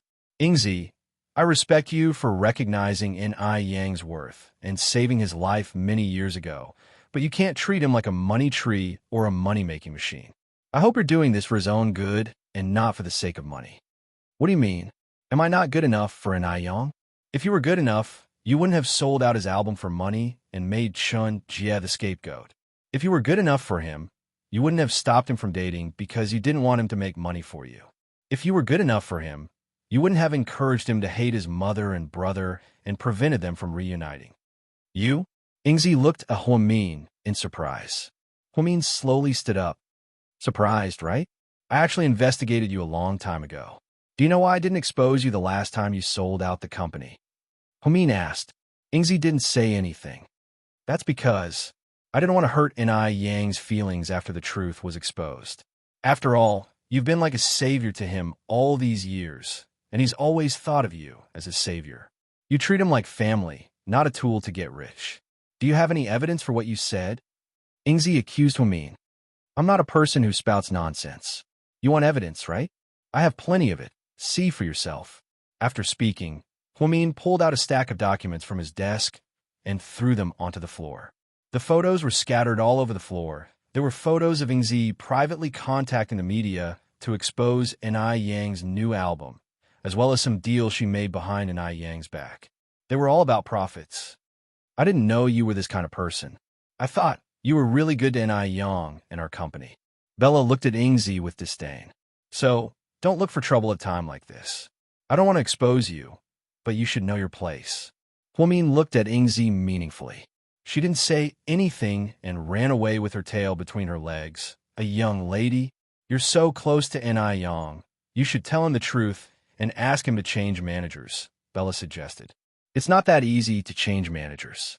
If it was someone else, it wouldn't be that bad, but N.I. Yang loves Ingzi so much that he's like family to her.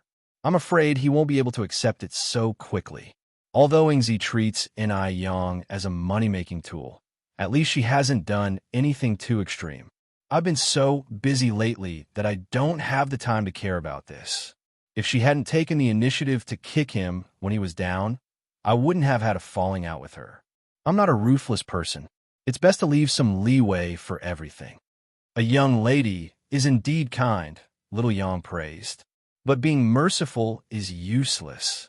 I can't save Mr. Qin, so I'd rather be a heartless woman than be merciful. Huamian smiled bitterly.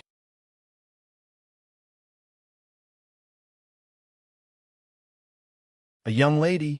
I'm afraid the company won't last more than 3 days. Please think of something and give us an idea. President Qin isn't here, and the chairman is in hospital. You're the only one who can take care of the company. I really hope the company can survive this crisis. We don't want to leave GK, Bella said with tears in her eyes. I'll do my best. Don't worry, GK is my life. Bella, you guys can go now. I still have some things to take care of. Okay. Bella, little Yang. Wait a second, there's one more thing.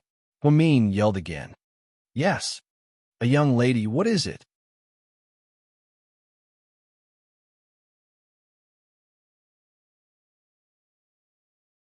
Chapter 1550. Tell everyone that all employees are allowed to leave at this time, but there's one condition. Anyone who leaves at this time will be blacklisted by GK and will never be hired again. Anyone who stays will get double their salary once the crisis is over. Okay, I'll let them know right away. Bella nodded. Then, she walked out of the president's office with Yang. Huamin sighed. He pressed his hands against his temples and sat down tiredly on the president's office chair. Recently, he had been very tired and had been feeling dizzy and sleepy. Huamin thought that he had overworked himself. He opened his laptop and put a piece of chocolate in his mouth to replenish his energy. Then he closed his eyes and took a nap for about 10 minutes. Ever since his family got into trouble, President Wu had called many times and used a lot of his connections to help Qin Shu, but to no avail. Xinjia also came to visit Huamin during her off days and brought some of her homemade food. Unfortunately, Huamin didn't have the appetite to eat. Suyu was right. In such a difficult situation, many people had given up. Only Huamin was still holding on. Huamin knew that if he gave up as well, then Qin Shu would be beyond saving. He was trapped by Hui Xiqian's perfect trap, which was meticulously planned and impeccable. No one would be able to see any flaws in it. No one would be able to find any flaws.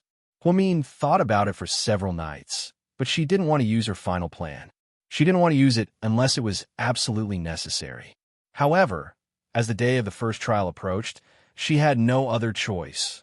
On an island in the South Pacific, a beautiful girl in a sky-blue bohemian dress stood on a cruise ship with a glass of champagne in her hand. "Boss, this is the latest information we found." The girl put down her glass, picked up the document, and carefully read it, not missing a single word. "The situation is already so complicated." "Yes, boss, should we make a move?" The girl didn't say anything. "Your sister's husband is trapped, and the company is about to be swallowed up. It's very dangerous." The girl still didn't speak. "Boss, are you concerned about the professor's advice?" The man beside her saw the girl's hesitation and asked. "Yes." She nodded. "Dad said if I go back to help her now, I'll expose her whereabouts. If I get involved, the situation will be 100 times more dangerous than it is now. Although she's in a difficult situation now, at least her life is not in danger. Also, I heard that my sister's husband has some personal connections with the American Mafia. Reno and Rick won't just stand by and watch. That being said, the problem is, aren't you worried about her safety?" The girl bit her lips as if her thoughts had been exposed. She remained silent. After a long while, she said slowly, "Dad has lived longer than me, so what he says must make sense. Moreover, his love for sister is no less than mine. Perhaps this really isn't the best time to look for her. Let's wait and see." After saying that, the girl picked up the champagne beside her and drank it in one gulp. Then, he walked into the cabin with a heavy heart. In the past few years, she had traveled to almost all parts of the world. There seemed to be no place that she hadn't visited. As high as the Himalayas and as low as the Alaskan Sea, Europe, Australia, Asia, there was no place that she hadn't been to in the 7 continents and 4 oceans. She also lived a life under the rain of bullets. Because the whole world knew that she was the professor's daughter, she had to live in fear every day. She fought to not be captured, not to be used as a hostage to threaten her father, not to be killed, and not to make her father worry. Therefore, her father was right. In comparison, her sister's life had been peaceful, but her sister was much happier than her. Although she had a lot of money and a lot of subordinates, her life was still on the verge of death. For her, being able to see the sun tomorrow was a luxury. For her, she was born with only 2 wishes. One was to live a good life and escape the rain of bullets. The other was to see her sister Huamin and be reunited with her family while she was alive. 2 days later, the High People's Court heard the 327 homicide case.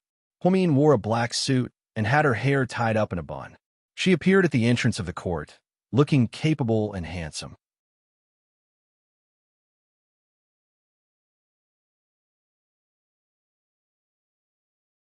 Chapter 1551. While waiting for his friends, Huamin was surrounded by a large group of reporters. "Lady Qin, can you tell us how you're feeling right now?" "I'm in a good mood.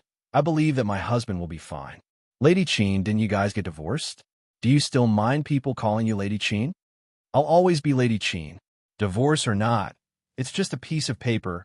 It won't make a difference." Huamin smiled. "I heard that GK's stock market is going to crash, and GK won't be able to hold on much longer. What do you plan to do? Sell it or raise funds?" "That's a trade secret. I can't answer. Thank you." "How will President Qin's murder case end today? What are you looking forward to?"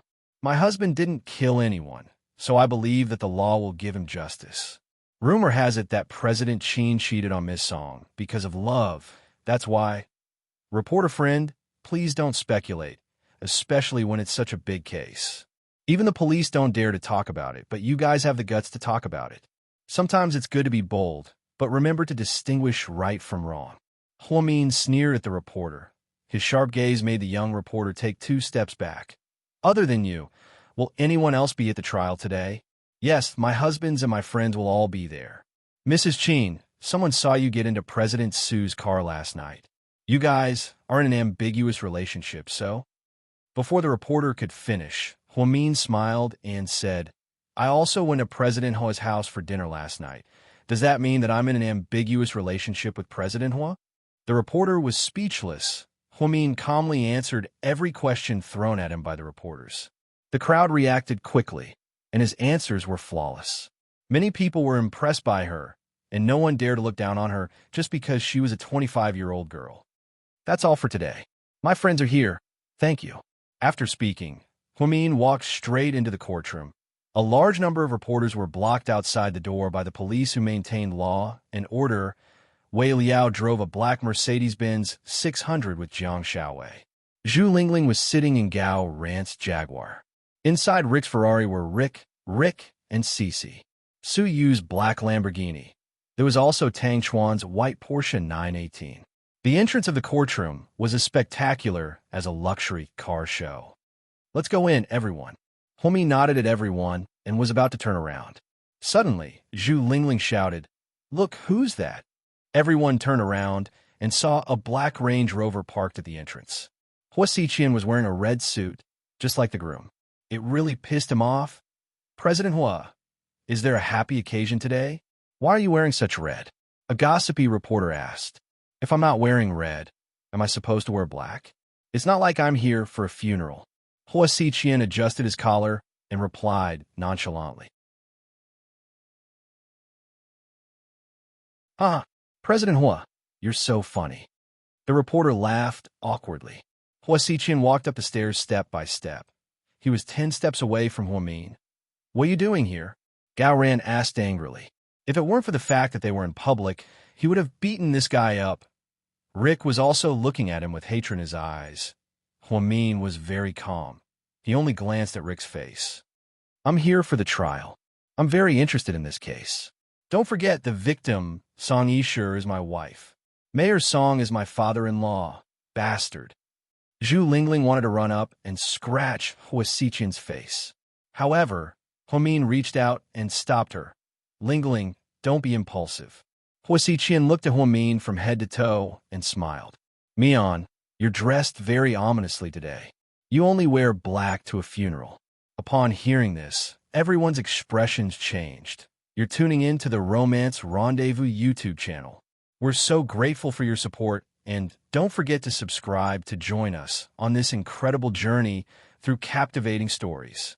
Your generosity through donations truly makes a world of difference, as it's the primary source of revenue that allows me to expand and enhance this channel for you.